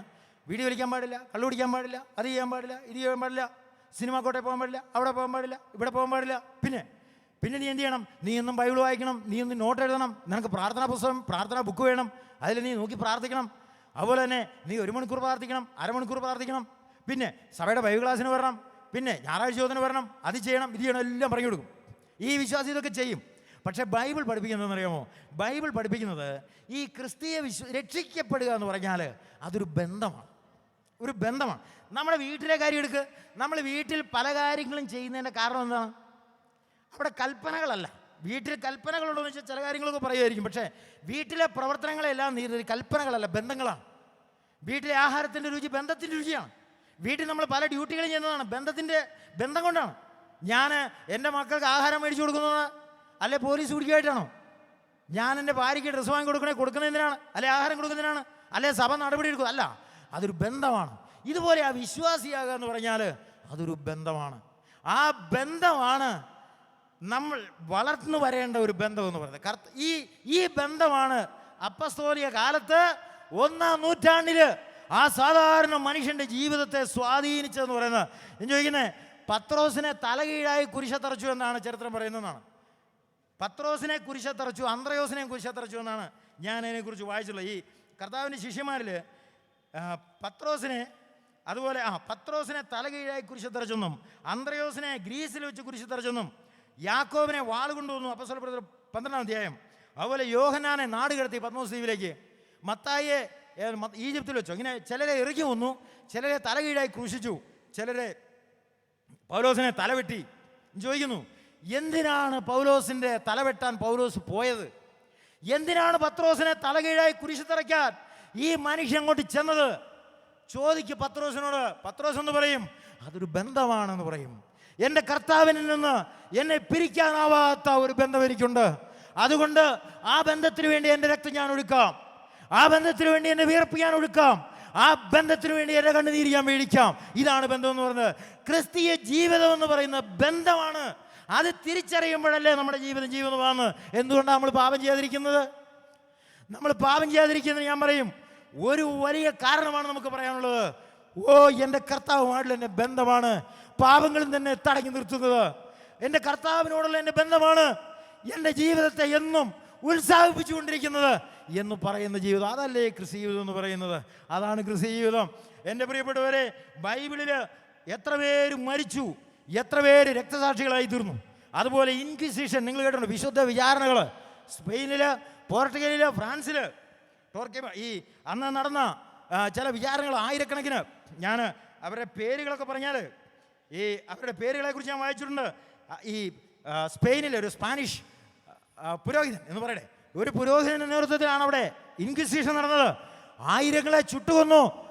മനുഷ്യൻ്റെ ദേഹത്ത് മൃഗങ്ങളുടെ തോല് വെച്ച് അവനെ വന്യജീവികളെ കൊണ്ട് കൊന്നു. ആയിരങ്ങളെ ചുട്ടു. ഇന്ന് ISISകാർ ഇറാഖിൽ മനുഷ്യനെ കൊല്ലുന്നത് പോലെ മധ്യകാലഘട്ടങ്ങളിൽ വിശ്വാസികളെ അരിഞ്ഞു വീഴ്ത്തി അവരുടെ ചോര കൊണ്ട് കുതിർന്നു മണൽത്തരികൾ. എന്നാൽ അവരോട് ചോദിക്കുക, എന്തിനു വേണ്ടി നീ മരിക്കുന്നു സഹോദര? അവൻ പറയും, അതൊരു ബന്ധമാണ്. ഒരുപക്ഷെ ഞാൻ വിശദീകരിച്ചാൽ നിനക്ക് മനസ്സിലാക്കാൻ സാധിക്കാത്ത ഒരു ബന്ധം. ആ ബന്ധമാണ് ഏത് സാഹസത്തിനും എന്നെ പ്രേരിപ്പിക്കുന്നത്. ആ ബന്ധമാണ് ഏതെത്താൻ പറ്റാത്ത സ്ഥലങ്ങളിലേക്കും എന്നെ നടത്തിക്കൊണ്ടിരിക്കുന്നത്. അവരോട് ചോദിക്കൂ. അപ്പസ്തോല പ്രവൃത്തികൾ പഠിക്കുമ്പോൾ കാണാം. അപ്പസ്തോല പ്രവൃത്തികൾ എന്ന് പറയുന്ന പുസ്തകം നമ്മുടെ മനസ്സിനെ പലപ്പോഴും വെല്ലുവിളിക്കുന്നൊരു പുസ്തകമാണ്. ഞാൻ അടുത്ത കാലത്ത് ആ പുസ്തകം ഇങ്ങനെ പഠിക്കാൻ ആരംഭിച്ചപ്പോൾ ഞാൻ കണ്ട കാര്യം എന്തെന്നറിയാമോ? കർത്താവായ യേശു ക്രിസ്തു പറഞ്ഞ കാര്യങ്ങളെ അവരെങ്ങനെയാണ് മനസ്സിലാക്കിയതെന്നുള്ളത് അപ്പസ്തോല പ്രവൃത്തികൾ അങ്ങനെ വായിക്കുമ്പോൾ കാണാം. അവരിന്ന് വരെ കടന്നു ചെന്നിട്ടില്ലാത്ത വിദൂരമായ ഭൂമിയുടെ വന്യമായ കോണുകളിൽ അവരെത്തിച്ചേർന്നു. അവരുടെ ജീവിതത്തിൽ കടന്നു ചെന്നിട്ടില്ലാത്ത ജീവിതത്തിൻ്റെ കാഠിന്യമേറിയ അനുഭവങ്ങളിൽ കൂടെ ആ മനുഷ്യരങ്ങനെ യാത്ര ചെയ്തു. അവര് കടലിൽ കൂടെ യാത്ര ചെയ്തു. അവർ കാടുകളിൽ കൂടെ യാത്ര ചെയ്തു. ഭൂമിയുടെ കോണുകളിലേക്ക് അവരെത്തിപ്പെട്ടു. എന്താണ് കാരണം? അതുപോലെ അതിനുവേണ്ടി അവർ സഹിച്ച ത്യാഗങ്ങൾ, അതിനുവേണ്ടി അവർ സഹിച്ച നഷ്ടങ്ങൾ, അതിനുവേണ്ടി അവർ കൊടുത്ത വില, അവരെന്തൊക്കെ വില കൊടുത്തു എന്ന് ചോദിച്ചാൽ അവസാനം അവരുടെ രക്തം വരെയും അവരാ യാത്രയിൽ അങ്ങനെ ഒഴുക്കേണ്ടി വന്നു. എന്നാൽ അവരോട് ചോദിക്കുമ്പോൾ, എന്തിനു വേണ്ടി നീ പോയി അവിടെ വരെ? എന്തിനു വേണ്ടി നീ ഇതെല്ലാം ചെയ്തു? അപ്പസ്തോല പ്രവൃത്തികളെ വായിക്കുമ്പോൾ കാണാം അവരെന്താ ചെയ്തെന്നറിയാമോ? അവർ പറയുന്നത് കർത്താവുമായിട്ടുള്ള ഞങ്ങളുടെ ഒരു ബന്ധമാണ്. അത് ലോകത്തിലെ മനുഷ്യർക്ക് മനസ്സിലാകുന്നില്ല. അതുകൊണ്ടാണ് പൗലോസിനെ വിചാരണ ചെയ്തപ്പോൾ ആളുകൾക്ക് മനസ്സിലായില്ല, നീ എന്തിനാ ഇങ്ങനെയൊക്കെ കഷ്ടപ്പെടുന്നത്? അതുകൊണ്ട് ശിഷ്യന്മാരോട് ചോദിച്ചു, നിങ്ങൾ എന്തിനാണ് കഷ്ടപ്പെടുന്നത്? അവർക്ക് പറയാനുള്ളത് എന്താണ്? അത് വിശദീകരിക്കാനാവാത്ത ഒരു ബന്ധമാണ്. യേശുക്രിസ്തുവുമായിട്ട് വാസ്തവമായൊരു ബന്ധം നമുക്കുണ്ടോ? ആ ബന്ധമാണ് നമ്മുടെ ജീവിതത്തെ മുമ്പോട്ട് കൊണ്ടുപോകുന്നത്. എന്താ ചില പറയല ഒരു bundle of dos and don'ts എന്ന് പറയും. അരുതുകളുടെ ഒരു ബണ്ടിൽ, അല്ലേ? അരുത് ഇന്ന കാര്യം ചെയ്യരുത്, ഇന്ന കാര്യം ചെയ്യണം. പഴയ നിയമത്തിൽ അവർ പലപ്പോഴും ദൈവത്തെ അനുസരിച്ച് അങ്ങനെയാണ്, ഇന്നത് ചെയ്യരുത്, ഇന്നത് ചെയ്യണം. എന്നാൽ പുതിയ നിയമത്തിൽ എന്താണ്? അതൊരു ബന്ധമാണ്. ആ ബന്ധത്തിലുള്ള വളർച്ച, രക്ഷിക്കപ്പെട്ട ഒരു വിശ്വാസി എന്ന് പറയുന്നത് ഈ ബന്ധത്തിലുള്ള ഒരു വളർച്ചയാണ്. വാസ്തവത്തിലൊരു വിശ്വാസം എന്ന നിലയിൽ എത്രത്തോളം നീ ക്രിസ്ത്യ ജീവിതം ആസ്വദിക്കുന്നുണ്ട് എന്നുള്ളൊരു ചോദ്യം, അത് ഇന്നത്തെ കാലത്ത് പ്രസക്തമായിരിക്കുന്ന ഒരു ചോദ്യമാണ്. എത്ര മാത്രം നീ ആസ്വദിക്കുന്നുണ്ട്? അപ്പോൾ പ്രാർത്ഥനയെക്കുറിച്ച് പറയുന്നു, നീ എന്തുകൊണ്ടാണ് പ്രാർത്ഥിക്കുന്നത്? ഒരു ചോദ്യം, എന്തുകൊണ്ടാണ് നീ പ്രാർത്ഥിക്കുന്നത്? എന്തുകൊണ്ടാണ് പ്രാർത്ഥിക്കുന്നത് ചോദിച്ചാൽ ഒരു വിശ്വാസിക്ക് പല കാരണങ്ങൾ പറയാം. എന്നാൽ അദ്ദേഹത്തിന് പറയാനുള്ളത്, ഏറ്റവും ഇഷ്ടമുള്ള ആളോട് സംസാരിക്കണ്ടായേ. അപ്പോൾ ഞാൻ കർത്താവിനോട് കൂടുതൽ സംസാരിക്കാൻ ശ്രമിച്ചു എന്ന് മാത്രമേ ഉള്ളൂ, അതുകൊണ്ടാണ് പ്രാർത്ഥിക്കുന്നത്. ഓ, അങ്ങനെയാണോ? അതുകൊണ്ട് നിനക്ക് പ്രാർത്ഥിക്കാതിരിക്കാൻ കഴിയില്ലല്ലേ? കഴിയില്ല. കാരണം എന്താ? എൻ്റെ മേലെ നിർബന്ധങ്ങളില്ല, എനിക്ക് സഭയുടെ നിർബന്ധമില്ല, സഭയിൽ നിന്നോ വിശ്വാസികളിൽ നിന്നോ കുടുംബത്തിൽ നിർബന്ധമില്ല. പിന്നെയോ ഇതൊരു ബന്ധമാണ്. ആ ബന്ധത്തിലേക്ക് ഞാൻ കർത്താവിനോട് കാര്യങ്ങൾ പറയുകയാണ്. അതല്ലേ പ്രാർത്ഥന. ആരാ പറഞ്ഞല്ലേ? ഈ പ്രാർത്ഥനയെക്കുറിച്ചൊരു മനുഷ്യൻ പറഞ്ഞത്, it is not to bring information to God but to experience intimacy with God എന്ന് പറയും. ദൈവത്തിന് ഇൻഫർമേഷൻ കൊടുക്കുകയല്ല, ദൈവത്തിൻ്റെ ഇൻറ്റിമസി അനുഭവിക്കുന്ന ഒരു സമയമാണ് പ്രാർത്ഥന എന്ന് പറയുന്നത്. അത് ബന്ധത്തിൻ്റെ ഒരു വളർച്ചയാണ്. അതുപോലെ തന്നെ അവരോട് ചോദിക്കുക, അല്ലെ വിശ്വാസി ചോദിക്കുക, നീ പ്രാർത്ഥിക്കുന്നതിൻ്റെ കാരണം. മത്തായി എഴുതിയ സുവിശേഷത്തിൽ കർത്താവ് പറയും, എന്താണെന്നറിയോ പ്രാർത്ഥിക്കുന്നതിനെ കുറിച്ച് പറയാൻ? നീ അറയിൽ കടന്ന് വാതിലടച്ച് എന്ന് പറയും. ഈ അറയിൽ കടന്ന് വാതിലടച്ച് പ്രാർത്ഥിക്കുക എന്ന് പറഞ്ഞാൽ അതിൻ്റെ അർത്ഥം എന്താ? അറയിൽ കടന്ന് വാതിലടച്ച് പ്രാർത്ഥിക്കുക. നമ്മളിൽ എത്ര പേരത് ചെയ്യുന്നുണ്ടെന്ന് എനിക്ക് അറിഞ്ഞുകൂടാ. അറയിൽ കടന്ന് വാതിലടച്ച് പ്രാർത്ഥിക്കുക, രഹസ്യത്തിൽ കാണുന്ന നിന്റെ പിതാവ്. ഈ പറഞ്ഞതിൻ്റെ ഒരു സാരം എന്തെന്നറിയാമോ? ഒരു സാരം, അറയിൽ കടന്ന് വാതിലടച്ച് രഹസ്യത്തിൽ കാണുന്ന പിതാവിനോട് പ്രാർത്ഥിക്കുക എന്ന് പറഞ്ഞാൽ അതൊരു ബന്ധത്തെക്കുറിച്ചാണ് പറയുന്നത്. ദൈവവും നീയും മാത്രമുള്ള ജീവിതത്തിൻ്റെ ഏകാന്തമായിരിക്കുന്ന നിമിഷങ്ങൾ, ദൈവവും നീയും മാത്രം സംസാരിക്കുന്ന ജീവിതത്തിൻ്റെ ഏറ്റവും ആസ്വാദ്യകരമായിരിക്കുന്ന നിമിഷങ്ങൾ, അതാണ് പറഞ്ഞത്. അറയിൽ കടന്ന് വാതിലടച്ച് ദൈവത്തോട് സംസാരിക്കുന്ന, ദൈവമായിട്ട് സംവദിക്കുന്ന, ദൈവത്തിൻ്റെ സാന്നിധ്യം അനുഭവിക്കുന്ന ഒരു അനുഭവം. ഇതാ പ്രാർത്ഥന. ഇതിനാ പ്രാർത്ഥിക്കുന്നത്. എന്തിനാ നീ ആരാധിക്കുന്നത്? നമ്മൾ പറയുന്നു, എൻ്റെ കർത്താവിനെ കുറിച്ചുള്ള വലിയ വലിയ കാര്യങ്ങൾ എഴുന്നേറ്റെന്ന് പറയുക എന്നുള്ള എൻ്റെ ജോലിയാണ്. അതെനിക്ക് ഇഷ്ടമാണ്, അതുകൊണ്ടാണ് ഞാൻ ആരാധിക്കുന്നത്. എന്തിനാണ് ഈ സുവിശേഷം പറയുന്നത്? ഈ എൻ്റെ കർത്താവ് ചെയ്ത കാര്യങ്ങളെക്കുറിച്ച് അല്ലേ പറയേണ്ടത്, അതുകൊണ്ടാണ് പറയുന്നത്. ഇതൊരു ബന്ധമാണ്. ക്രിസ്തീയ ജീവിതം എന്ന് പറഞ്ഞാൽ ഒരു ബന്ധമാണ്. മറ്റൊന്നൂടെ പറയുക, ഞാൻ ഈ സന്ദേശത്തോടെ അവസാനിപ്പിക്കാം. മൂന്നാമത്, ഈ യേശു ക്രിസ്തുവിൽ സംതൃപ്തി കണ്ടെത്തുന്ന ഒന്നാണ് വിശ്വാസിയായി തീരുക എന്ന് പറയുന്നത്. യേശു ക്രിസ്തുവിൽ നീ സാറ്റിസ്ഫൈഡ് ആണോ? പല ആളുകളും പലതിൻ്റെയും പുറകെ പോകുന്നതെന്നറിയാമോ? ഇവിടെ തൃപ്തനല്ലാത്തതുകൊണ്ടാണ്. അവിശ്വാസിയെ വിവാഹം കഴിക്കാൻ വിശ്വാസി പോകുന്നതാണ്. അദ്ദേഹത്തിൻ്റെ വിശ്വാസത്തിൽ അദ്ദേഹം തൃപ്തിയല്ല, അല്ലെങ്കിൽ തൃപ്തനല്ല. സഭായോഗത്തിൽ വരാതിരിക്കുന്നതെന്ന് വെച്ചാൽ ഞാൻ പറയുന്നത് അദ്ദേഹത്തിന് സഭായോഗം സാറ്റിസ്ഫൈഡ് അല്ല. യേശു ക്രിസ്തുവിനെ വിട്ട് പലരുടെയും സ്ഥലത്തേക്ക് പോകുന്നതാണ്. You are not satisfied. സംതൃപ്തി എന്ന് പറയുന്നത് എൻ്റെ ജീവിതത്തിലില്ല. യേശു ക്രിസ്തുവിൽ ഒരു മനുഷ്യൻ കണ്ടെത്തുന്ന മറ്റൊന്നതാണ് യേശു ക്രിസ്തുവിൽ അവൻ അനുഭവിക്കുന്ന സംതൃപ്തി. ഇതാണ് ബൈബിൾ വായിക്കുന്നത്. ഉണ്മാനും ഉടുപ്പാനും ഉണ്ടെങ്കിൽ മതി എന്ന് വിചാരിക്കുക. അടുത്ത ദിവസം ഒരു സഹോദരൻ എന്നോട് പറഞ്ഞു, വളരെ സങ്കടത്തോടെ പറഞ്ഞു, എൻ്റെ സഹോദര, ഞാൻ ഒരുപാട് അധ്വാനിക്കുന്നുണ്ട്, പക്ഷേ എനിക്കൊരു സാമ്പത്തിക പുരോഗതി വരുന്നില്ല എന്ന് പറഞ്ഞു. ഞാൻ ചോദിച്ചു, നിൻ്റെ കാര്യങ്ങളെല്ലാം നടക്കുന്നുണ്ടോ? ഉണ്ട്, നടക്കുന്നുണ്ട്. നിനക്ക് അതേ പറയും, എനിക്ക് ഇൻഷുറൻസ് അടയ്ക്കുന്നുണ്ട്, വാടക കൊടുക്കുന്നില്ല, ഞാൻ അതിൻ്റെ ചിലവുകൾ കഴിയുന്നുണ്ട്, മക്കൾക്കെല്ലാം ഡ്രസ്സുണ്ട്, അവർക്ക് സ്കൂളിൽ ഫീസ് കൊടുക്കുന്നുണ്ട്, എല്ലാം നടക്കുന്നില്ലേ? നടക്കുന്നുണ്ട്. ഇത്രയും കാലം നടന്നില്ലേ? നടന്നു. ഇപ്പോഴും നടക്കുന്നില്ലേ? ഉണ്ട്. എന്നാൽ ബൈബിൾ എന്താ പറയുന്നത്? ഉണ്മാനും ഉടുപ്പാനും ഉണ്ടെങ്കിൽ മതി എന്ന് വിചാരിക്കുക. അതുകൊണ്ട് നീ അങ്ങനെ പറയണ്ടെന്ന് പറയും. ഉടനെ അതേ പറയും, ഞാൻ പറയില്ല. കാരണം അങ്ങനെയാ ബൈബിൾ പറഞ്ഞത്.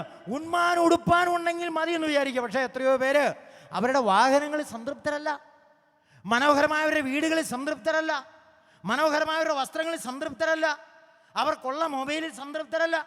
യേശുവിൽ സംതൃപ്തനാകാൻ നിനക്ക് സാധിക്കുമ്പോഴേ മറ്റ് വിഷയങ്ങളിൽ നീ ആർത്തിയുള്ളവനായി തീരാതിരിക്കുകയുള്ളൂ. അവിശ്വാസികളെ പോലെയാണ് പലരും. അവരുടെ വാഹനങ്ങളെ വലുതാക്കാൻ അവരെപ്പോഴും ശ്രമിക്കുന്നു. ഉള്ളത് മതി, ആവശ്യങ്ങൾ നടക്കുന്നുണ്ട്. ആ വീട് മതി, ആവശ്യങ്ങൾ നടക്കുന്നുണ്ട്. നിനക്കിപ്പോൾ ഉള്ളത് പലതും നിനക്ക് സുഭിക്ഷമായിട്ടുണ്ട്, പക്ഷേ സ്വപ്നങ്ങൾ ഇനിയുമുണ്ട്. യേശുവിൽ നീ സംതൃപ്തനാണോ? യേശുവിൽ സംതൃപ്തനാണെങ്കിൽ മറ്റൊന്നിൻ്റെയും പുറകെ പോകേണ്ട ആവശ്യമില്ല. ഈ സന്ദേശം ഞാനിവിടെ അവസാനിപ്പിക്കട്ടെ. ക്രിസ്തീയ വിശ്വാസം എന്ന് പറഞ്ഞാൽ അതാണ് യഥാർത്ഥമായി മാനസാന്തരപ്പെട്ടൊരു വിശ്വാസം, യേശുവുമായിട്ടുള്ള ബന്ധത്തിൻ്റെ ഒരു വിശ്വാസം, യേശുവിൽ സംതൃപ്തനായിത്തീരുന്ന ഒരു ക്രിസ്തീയ ജീവിതം. അതുകൊണ്ട് രക്ഷിക്കപ്പെട്ടു എന്ന് നമ്മൾ ഉറപ്പുവരുത്തുക. മാനസാന്തരപ്പെടേണ്ട വിഷയങ്ങളിൽ മാനസാന്തരപ്പെടുക.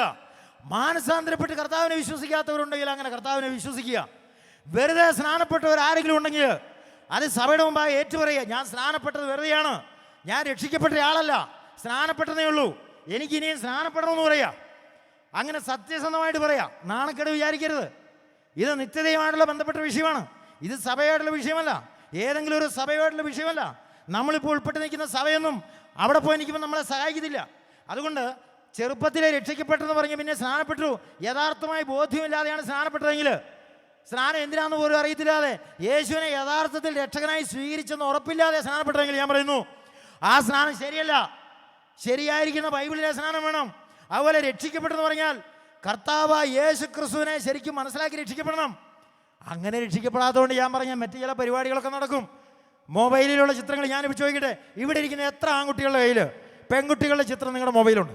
ഇവിടെ ഇരിക്കുന്ന ചെറുപ്പക്കാരോടും പ്രായമുള്ളവരോടും ചോദിക്കട്ടെ, എത്ര പെൺകുട്ടികളുടെ ചിത്രങ്ങൾ നിങ്ങളുടെ മൊബൈലിൽ ഡൗൺലോഡ് ചെയ്തിട്ടുണ്ട്? എന്തിനാ? പ്രാർത്ഥിക്കാൻ വേണ്ടിയാ? അയ്യോ, എനിക്ക് പ്രാർത്ഥിക്കാൻ വേണ്ടിയാ. ഞാൻ പറയാം, ആ പ്രാർത്ഥന വേണ്ട മോനെ. ദൈവത്തെ ഒരുപാട് പരീക്ഷിക്കരുതെന്ന് ബൈബിളുണ്ടല്ലോ.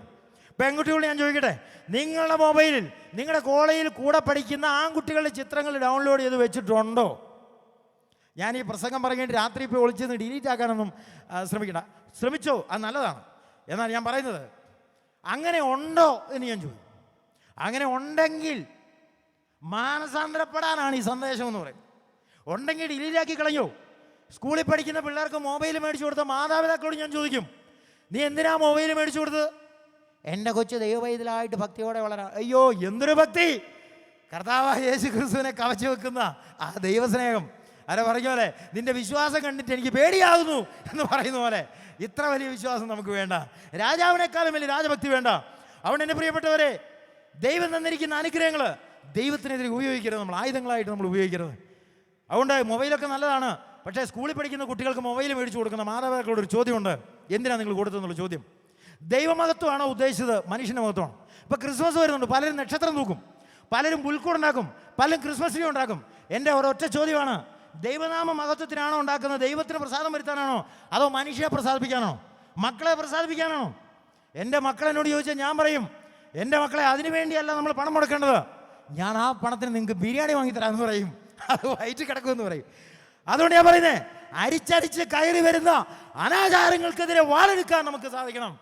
അതുകൊണ്ട് നക്ഷത്രങ്ങളല്ല, അത് ദൈവത്തിന് പ്രസാദമാണോ? പുൽക്കൂടുകളല്ല, ദൈവത്തെ പ്രസാദിപ്പിക്കാനാണോ? ക്രിസ്മസ് ട്രീകളല്ല, ദൈവത്തെ പ്രസാദിപ്പിക്കാനാണോ? അനാചാരങ്ങൾ വേണ്ടെന്ന് ഞാൻ പറയും. അതാണ് മാനസാന്തരപ്പെട്ട 100% മാനസാന്തരപ്പെടണം എന്ന് പറയും. അല്ലാതെ ചില പഴയ ചില കാര്യങ്ങൾ, നമ്മൾ വിട്ടുപോകുന്ന ചില പ്രസ്ഥാനങ്ങളിലുള്ള രീതികൾ ബൈബിളിൽ ഇല്ലെങ്കിലും നടത്തിയേക്കാം. ബൈബിളിൽ ഇല്ലെങ്കിലും നടത്തിയാലും അതിന് വേറൊരു ചോദ്യം ബൈബിളുണ്ട്. എന്താണെന്നറിയാമോ? ബൈബിളിൽ 3 നേരം ആഹാരം കഴിക്കാൻ പറഞ്ഞിട്ടുണ്ടോ, അതുകൊണ്ടാണ് ഞാൻ ചെയ്യുന്നതെന്ന് പറഞ്ഞാൽ അങ്ങനെയുള്ള വിഷയമല്ലത്. ഈ വിഷയം എന്താണ്? ദൈവനാമ മഹത്വത്തിനാണോ താങ്കൾ ഇത് ചെയ്യുന്നത്? അതുപോലെ ദൈവപ്രസാദം വരുത്താനാണോ താങ്കൾ ഇത് ചെയ്യുന്നത്? ഈ ചോദ്യം വളരെ വലുതാണ്. അങ്ങനെ ചെയ്യണമെന്ന് ബൈബിളുണ്ട്. തിന്താലും കുടിച്ചാലും എന്ത് ചെയ്താലും. അപ്പം ഞാനിത് ചെയ്യുന്ന ദൈവമഹത്വത്തിനാണെന്ന് പറയണമെങ്കിൽ അയ്യോ അത് ഭയങ്കരമാണല്ലോ. അങ്ങനെ ദൈവത്തെ മഹത്വപ്പെടുത്താമെന്ന് വാക്യമൊന്നുമില്ലല്ലോ. ദൈവത്തെ മഹത്വപ്പെടുത്തുന്നത് എന്താണ്?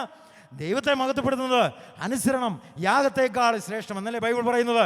മുട്ടാടുകളുടെ മേൽസിനേക്കാളും യാഗങ്ങളെക്കാളും ദൈവം എന്നും ആഗ്രഹിക്കുന്നത് ദൈവത്തിൻ്റെ വചനത്തിലും വിറവരയ്ക്കുന്ന മനുഷ്യനും ദൈവത്തിൻ്റെ മുമ്പിൽ ഹൃദയം തകർന്ന മനുഷ്യനും അവരെയാണ് ദൈവം ആഗ്രഹിക്കുന്നത്. അതുകൊണ്ട് അരിച്ചരിച്ച് കയറി വരുന്ന അനാചാരങ്ങൾക്കെതിരെ നിലപാടെടുക്കാൻ ദൈവം നമ്മളെ സഹായിക്കട്ടെ. അതുപോലെ നമ്മുടെ ജീവിതത്തിൽ മാനസാന്തരപ്പെടേണ്ട പല മേഖലകളിലും മാനസാന്തരപ്പെടാൻ നമ്മളെ സഹായിക്കട്ടെ. നമ്മൾ അനുസരിക്കുന്ന കാര്യങ്ങളിൽ വളരണമെങ്കിൽ വിടേണ്ടത് പലതും വിടാതെ നമുക്ക് വളരാൻ സാധിക്കത്തില്ല. അതുകൊണ്ട് ഈ ക്യാമ്പിൽ നമുക്ക് വരുന്ന സന്ദേശങ്ങളിലും നമുക്ക് ആത്മാർത്ഥമായിട്ട് കർത്താവിനോടുള്ള ബന്ധത്തിൽ നമുക്ക് അടുത്തടുത്ത് വരാം. എൻ്റെ കർത്താവിനോട് എനിക്ക് ബന്ധമുണ്ട്. ഈ ക്യാമ്പ് കഴിഞ്ഞപ്പോൾ അതൊന്നുകൂടെ വർദ്ധിച്ചു. അതെങ്ങനെയാണ് നമ്മൾ വർദ്ധിക്കുന്ന കർത്താവിനോടുള്ള ബന്ധത്തിൽ? അത് കാണപ്പെടുന്നത് എൻ്റെ സഹോദരനെ സ്നേഹിക്കാത്തവന്, കാണപ്പെടുന്ന എൻ്റെ ദൈവമക്കളെ സ്നേഹിച്ചിട്ടൊക്കെയാണ് കർത്താവിനോടുള്ള ബന്ധത്തിൽ നമുക്ക് വളരാൻ സാധിക്കത്തുള്ളൂ. ഇതുകൊണ്ടാണ് എഫേസ്യർ പറയുന്നത് ദൈവസ്നേഹത്തിന് നീളവും വീതിയും ഉയരവും ആഴവും എന്ത് എന്ന് സകല വിശുദ്ധന്മാരോടും കൂടെ ഗ്രഹിക്കാൻ എന്ന് പറയാൽ സകല വിശുദ്ധന്മാരെയും കൂട്ടിയാലേ നിനക്ക് ദൈവസ്നേഹത്തിൻ്റെ ആഴങ്ങൾ മനസ്സിലാക്കാൻ സാധിക്കത്തുള്ളൂ. ഒറ്റയ്ക്ക് ദൈവസ്നേഹം അനുഭവിച്ചൊരു വിശ്വാസിക്ക് വളരാൻ സാധിക്കത്തില്ല. കാരണം എന്താണ്? ദൈവത്തിൻ്റെ സ്നേഹത്തിൻ്റെ ഒരു പ്രത്യേകത അത് സകല വിശുദ്ധന്മാരോടും കൂടെ ഒരു വിശ്വാസി അനുഭവിക്കുമ്പോൾ മാത്രമേ അവനത് ശരിയായിട്ട് അനുഭവിക്കാൻ സാധിക്കത്തുള്ളൂ. അല്ലാതെ അവന്മാരെ എനിക്ക് കാണരുതെന്ന് പറഞ്ഞ് ദൈവസ്നേഹത്തെ അനുഭവിക്കാൻ നമുക്ക് സാധിക്കത്തില്ല. അല്ലെങ്കിൽ അവളുമാരെ എനിക്ക് കാണരുതല്ലേ, ചില സഹോദരിമാരെ എനിക്ക് ഇഷ്ടമില്ല, എന്നാലും ദൈവസ്നേഹത്തിന് നീളവും വീതിയും ഉയരവും ആഴവും എന്തെന്ന് ഗ്രഹിക്കാൻ ഞാനൊന്ന് നോക്കട്ടെ എന്ന് പറഞ്ഞാൽ ബൈബിൾ പറയുന്നില്ല. ദൈവസ്നേഹത്തിൻ്റെ നീളവും വീതിയും ഉയരവും ആഴവും എന്തെന്ന് സകല വിശുദ്ധന്മാരോടും കൂടെ ഗ്രഹിക്കുവാൻ നിങ്ങളെ പ്രാപ്തരാക്കണമെന്ന് എൻ്റെ പ്രാർത്ഥനയാണ് എന്ന് നമ്മൾ വായിക്കുന്നു. അതുകൊണ്ട് എൻ്റെ പ്രിയപ്പെട്ടവരെ, ഗലാത്യലേഖനം 2:20 1-ാം നൂറ്റാണ്ടിലെ വിശ്വാസിയുടെ സാക്ഷ്യമാണ്. അതും കൂടെ പറയാൻ സന്ദേശം അവസാനിപ്പിക്കാം. എന്താണ് ഗലാത്യർ 2:20? ഞാൻ ക്രിസ്തുവിനോട് കൂടെ ക്രൂശിക്കപ്പെട്ടിരിക്കുന്നു, ഇനി ജീവിക്കുന്നത് ഞാനല്ല, ക്രിസ്തു അത്രേ എന്നിൽ ജീവിക്കുന്നു എന്ന് പറയുന്ന പ്രസ്താവന. അതാണ് 1-ാം നൂറ്റാണ്ടിലെ ക്രിസ്ത്യാനി. ഞാൻ ക്രിസ്തുവിൻ്റെ കൂടെ ക്രൂശിക്കപ്പെട്ടിരിക്കുന്നു, ഇനി ജീവിക്കുന്നത് ഞാനല്ല, ക്രിസ്തു അത്രേ എന്നിൽ ജീവിക്കുന്നു. 21-ാം നൂറ്റാണ്ടിലെ ക്രിസ്ത്യാനി അത് തന്നെ ആയിരിക്കണം. അതാണ് ദൈവത്തിന് നമ്മളെക്കുറിച്ചുള്ള ഇഷ്ടം. ഈ വചനങ്ങളാൽ ദൈവം നമ്മളെ അനുഗ്രഹിക്കട്ടെ. വരുന്ന നാളുകളിൽ ദൈവത്തിൻ്റെ കരങ്ങളിൽ അതിശയമായി നമ്മൾ ഉപയോഗിക്കപ്പെടട്ടെ. മാനസാന്തരപ്പെട്ട് മടങ്ങി വന്ന് ദൈവത്തിന് നമുക്ക് താഴാം. ദൈവം നമ്മളെ ഉയർത്തും. ദൈവനാമത്തിന് മഹത്വം ഉണ്ടാകട്ടെ. ോട് ഒന്ന് സമരസപ്പെട്ടു പോകാനായിട്ടുള്ളൊരു പ്രവണത നമുക്കുണ്ട്. അവിടെ എല്ലാവരും 10 മണിക്ക് വരുന്നു, നമ്മളും 10 മണിക്ക് വരുന്നു. അവിടെ എല്ലാവരും ബൈബിൾ ക്ലാസ്സിന് വരുന്നു, നമ്മളും ബൈബിൾ ക്ലാസ്സിന് പോകുന്നു. അവിടെ എല്ലാവരും പ്രാർത്ഥന യോഗത്തിന് പോകുന്നു, നമ്മളും പ്രാർത്ഥന യോഗത്തിന് പോകുന്നു. എന്നാൽ ഹൃദയത്തിൽ ആത്മാർത്ഥമായിട്ടുള്ള ആഗ്രഹമോ ആത്മാർത്ഥമായിരിക്കുന്ന ആവശ്യബോധമോ ഇല്ലാതെ നമ്മളിതെല്ലാം ചെയ്തു കൂട്ടുവാനുള്ള സാധ്യതയുണ്ട്. അങ്ങനെ നമ്മുടെ സഭകളിലും ഞാൻ പറയാം, നേരെ ചോദിച്ചു കഴിഞ്ഞാൽ സ്നാനപ്പെട്ട പല കുട്ടികളും പറയും, എനിക്കിതൊന്നും മനസ്സിലായിട്ട് ഞാൻ സ്നാനപ്പെട്ടതല്ല, പക്ഷേ എനിക്ക് സ്നാനപ്പെടണമായിരുന്നു. അതുപോലെ വേറെ ചില സ്ഥലത്ത് തന്നെ വിവാഹത്തിന് വേണ്ടി സ്നാനപ്പെട്ടവരുണ്ട്. അതായത് വിവാഹമൊക്കെ ഇങ്ങനെ അടുത്തടുത്ത് വന്നു. അപ്പോൾ വിവാഹം ചെയ്യുന്നതിന് മുമ്പ് നീ സ്നാനപ്പെട്ട് വിവാഹം കഴിക്കുന്നതല്ലേ നല്ലതല്ലേ, പിന്നെ ആളുകൾ എന്തൊക്കെ പറയുമെന്ന് വിചാരിച്ച് അങ്ങനെ വിവാഹത്തിന് വേണ്ടി സ്നാനപ്പെട്ട ആളെക്കുറിച്ച് ഞാൻ ഒരിക്കലും ഇങ്ങനെ കേട്ടു, വിവാഹം കഴിക്കാൻ വേണ്ടി സ്നാനപ്പെട്ടവർ. എന്നാൽ ഇതിനെക്കുറിച്ചൊക്കെ ദൈവത്തിൻ്റെ വചനത്തിൽ പറയാനുള്ളത്, നീ വാസ്തവത്തിൽ രക്ഷിക്കപ്പെട്ടൊരു വിശ്വാസിയാണോ? മാനസാന്തരത്തിൻ്റെ സന്ദേശം നീ കേട്ടിട്ടുണ്ടോ? അങ്ങനെ മാനസാന്തരപ്പെട്ടിട്ടുണ്ടോ? ഇതാണ് അപ്പസ്തോല പ്രവൃത്തികളിലെ ആദ്യത്തെ പ്രസംഗം. പെന്തക്കോസ്ത് നാളിൽ പത്രോസ് നടത്തിയൊരു പ്രസംഗമുണ്ട്. അപ്പസ്തോല പ്രവൃത്തികളിലെ 2-ാം അധ്യായത്തിൽ അങ്ങനെ പത്രോസ് അപ്പസ്തോലൻ 11 പേരോടുകൂടി എഴുന്നേറ്റ് നിന്ന് ഒരു വലിയ പ്രസംഗം നടത്തി. ആ പ്രസംഗത്തെക്കുറിച്ച് ബൈബിൾ വായിക്കുമ്പോൾ ആ പ്രസംഗം അങ്ങനെ പറഞ്ഞ് ആ പ്രസംഗത്തിൻ്റെ അവസാന ഭാഗത്തിലേക്ക് എത്തി. പത്രോസ് എന്താ പ്രസംഗിച്ചെന്നറിയാമോ? പത്രോസ് ഒരു ക്രൈസ്റ്റ് സെൻ്റേർഡ് മെസ്സേജിനെ കുറിച്ചാണ് പറയുന്നത്. ക്രിസ്തു കേന്ദ്രീകൃതമായിരിക്കുന്ന ഒരു ക്രിസ്തീയ സന്ദേശം. അവിടെ യേശു ക്രിസ്തുവിൻ്റെ മനുഷ്യാവതാരത്തെക്കുറിച്ച് പറഞ്ഞു. അവന് പാപം ചെയ്യാൻ കഴിഞ്ഞില്ല, അവന് കഴിയുമായിരുന്നില്ല, അവൻ ദൈവമായിരുന്നു. അതുപോലെ യേശു ക്രിസ്തു ചെയ്ത അത്ഭുതങ്ങളുടെ വിശദീകരണങ്ങൾ പറഞ്ഞു. ദൈവം അവനെ കൊണ്ട് നിങ്ങളുടെ നടുവിൽ ചെയ്യിച്ച അടയാളങ്ങളും അത്ഭുതങ്ങളും കൊണ്ട് ദൈവം നിങ്ങൾക്ക് കാണിച്ചു തന്ന പുരുഷനെന്ന് യേശുക്രിസ്തുവിന്റെ ജീവിതത്തെ പത്രോസ് പ്രസംഗിച്ചു. അതിനുശേഷം കർത്താവിന്റെ കാൽവരിയെക്കുറിച്ചും മരണത്തെക്കുറിച്ച് പറഞ്ഞു. ദൈവം മുൻനിർണയ പ്രകാരം അങ്ങനെ നിങ്ങളെ ഏൽപ്പിച്ചു തന്നു, നിങ്ങൾ അവനെ അധർമ്മികളുടെ കയ്യാൽ തറപ്പിച്ചു കൊന്നു. യേശുവിന്റെ കാൽവരി മരണത്തിന്റെ അർത്ഥം പറഞ്ഞു. അതിനുശേഷം യേശുവിന്റെ ഉയർപ്പിനെ കുറിച്ച് പറഞ്ഞു. മരണം അവനെ പിടിച്ചു വെക്കുന്നത് അസാധ്യമായിരുന്നു എന്ന് പ്രസംഗിച്ചു. അതാണ് യേശുക്രിസ്തുവിന്റെ ഉയർപ്പിന്റെ വാസ്തവത്തിലുള്ള കാരണമെന്ന് പറയുന്നത്.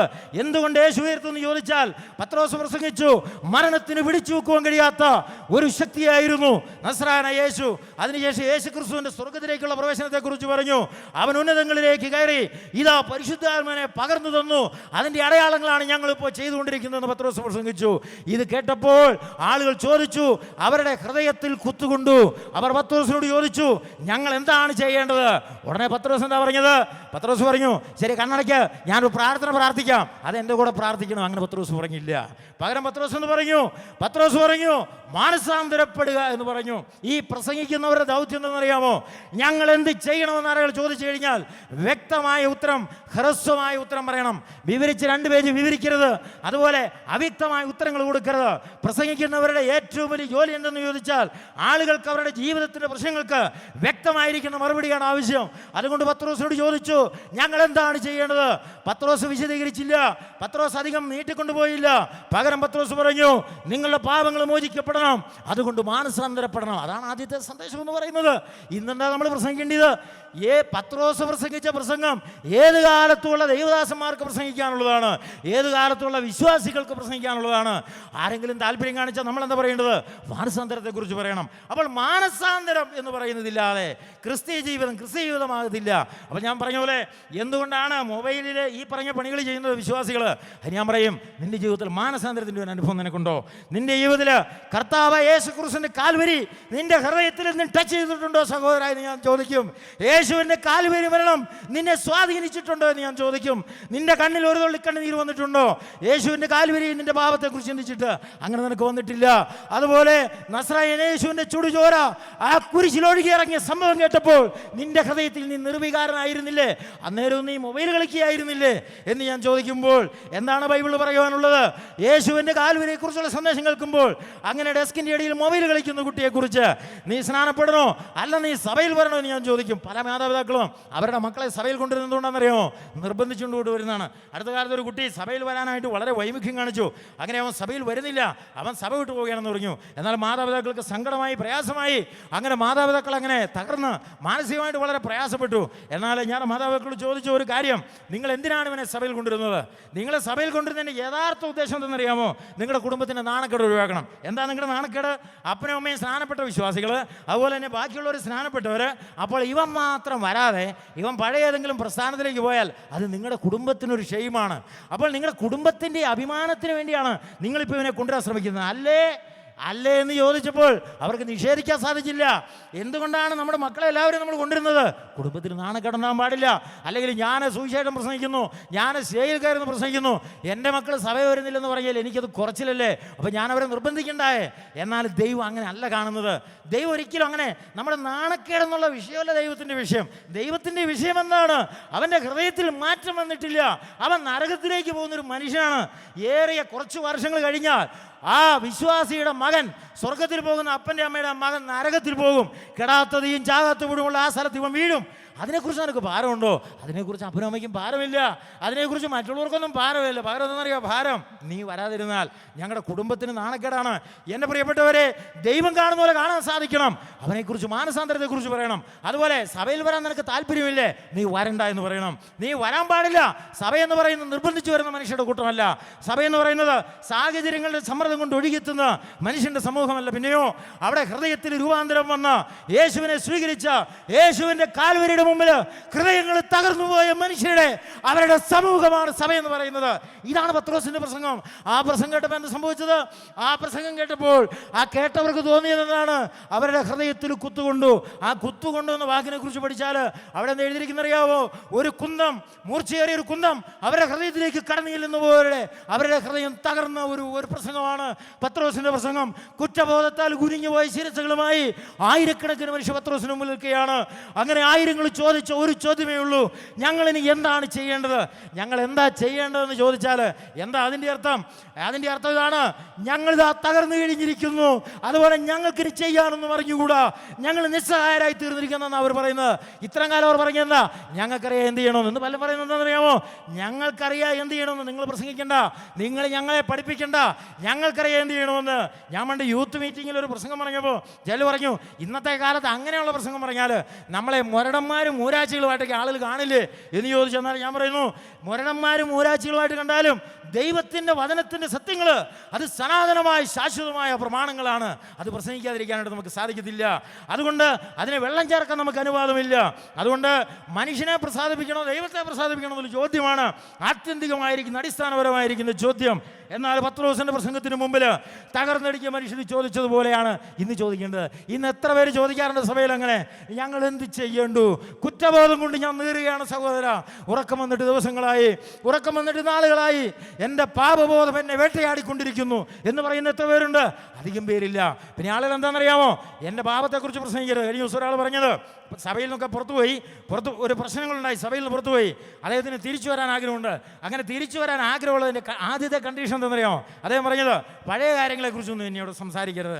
അങ്ങനെ ഒരു വ്യവസ്ഥ എന്നോട് സമ്മതിക്കാമെങ്കിൽ ഞാൻ തിരിച്ചു വരാമെന്ന് പറഞ്ഞു. അതായത് സഭ വിട്ടു പോകാനിടയായ സാഹചര്യങ്ങളെക്കുറിച്ച് ഇനിയും എന്നോട് ചോദിക്കാതിരിക്കുകയാണെങ്കിൽ ഞാൻ വരാമെന്ന് പറഞ്ഞു.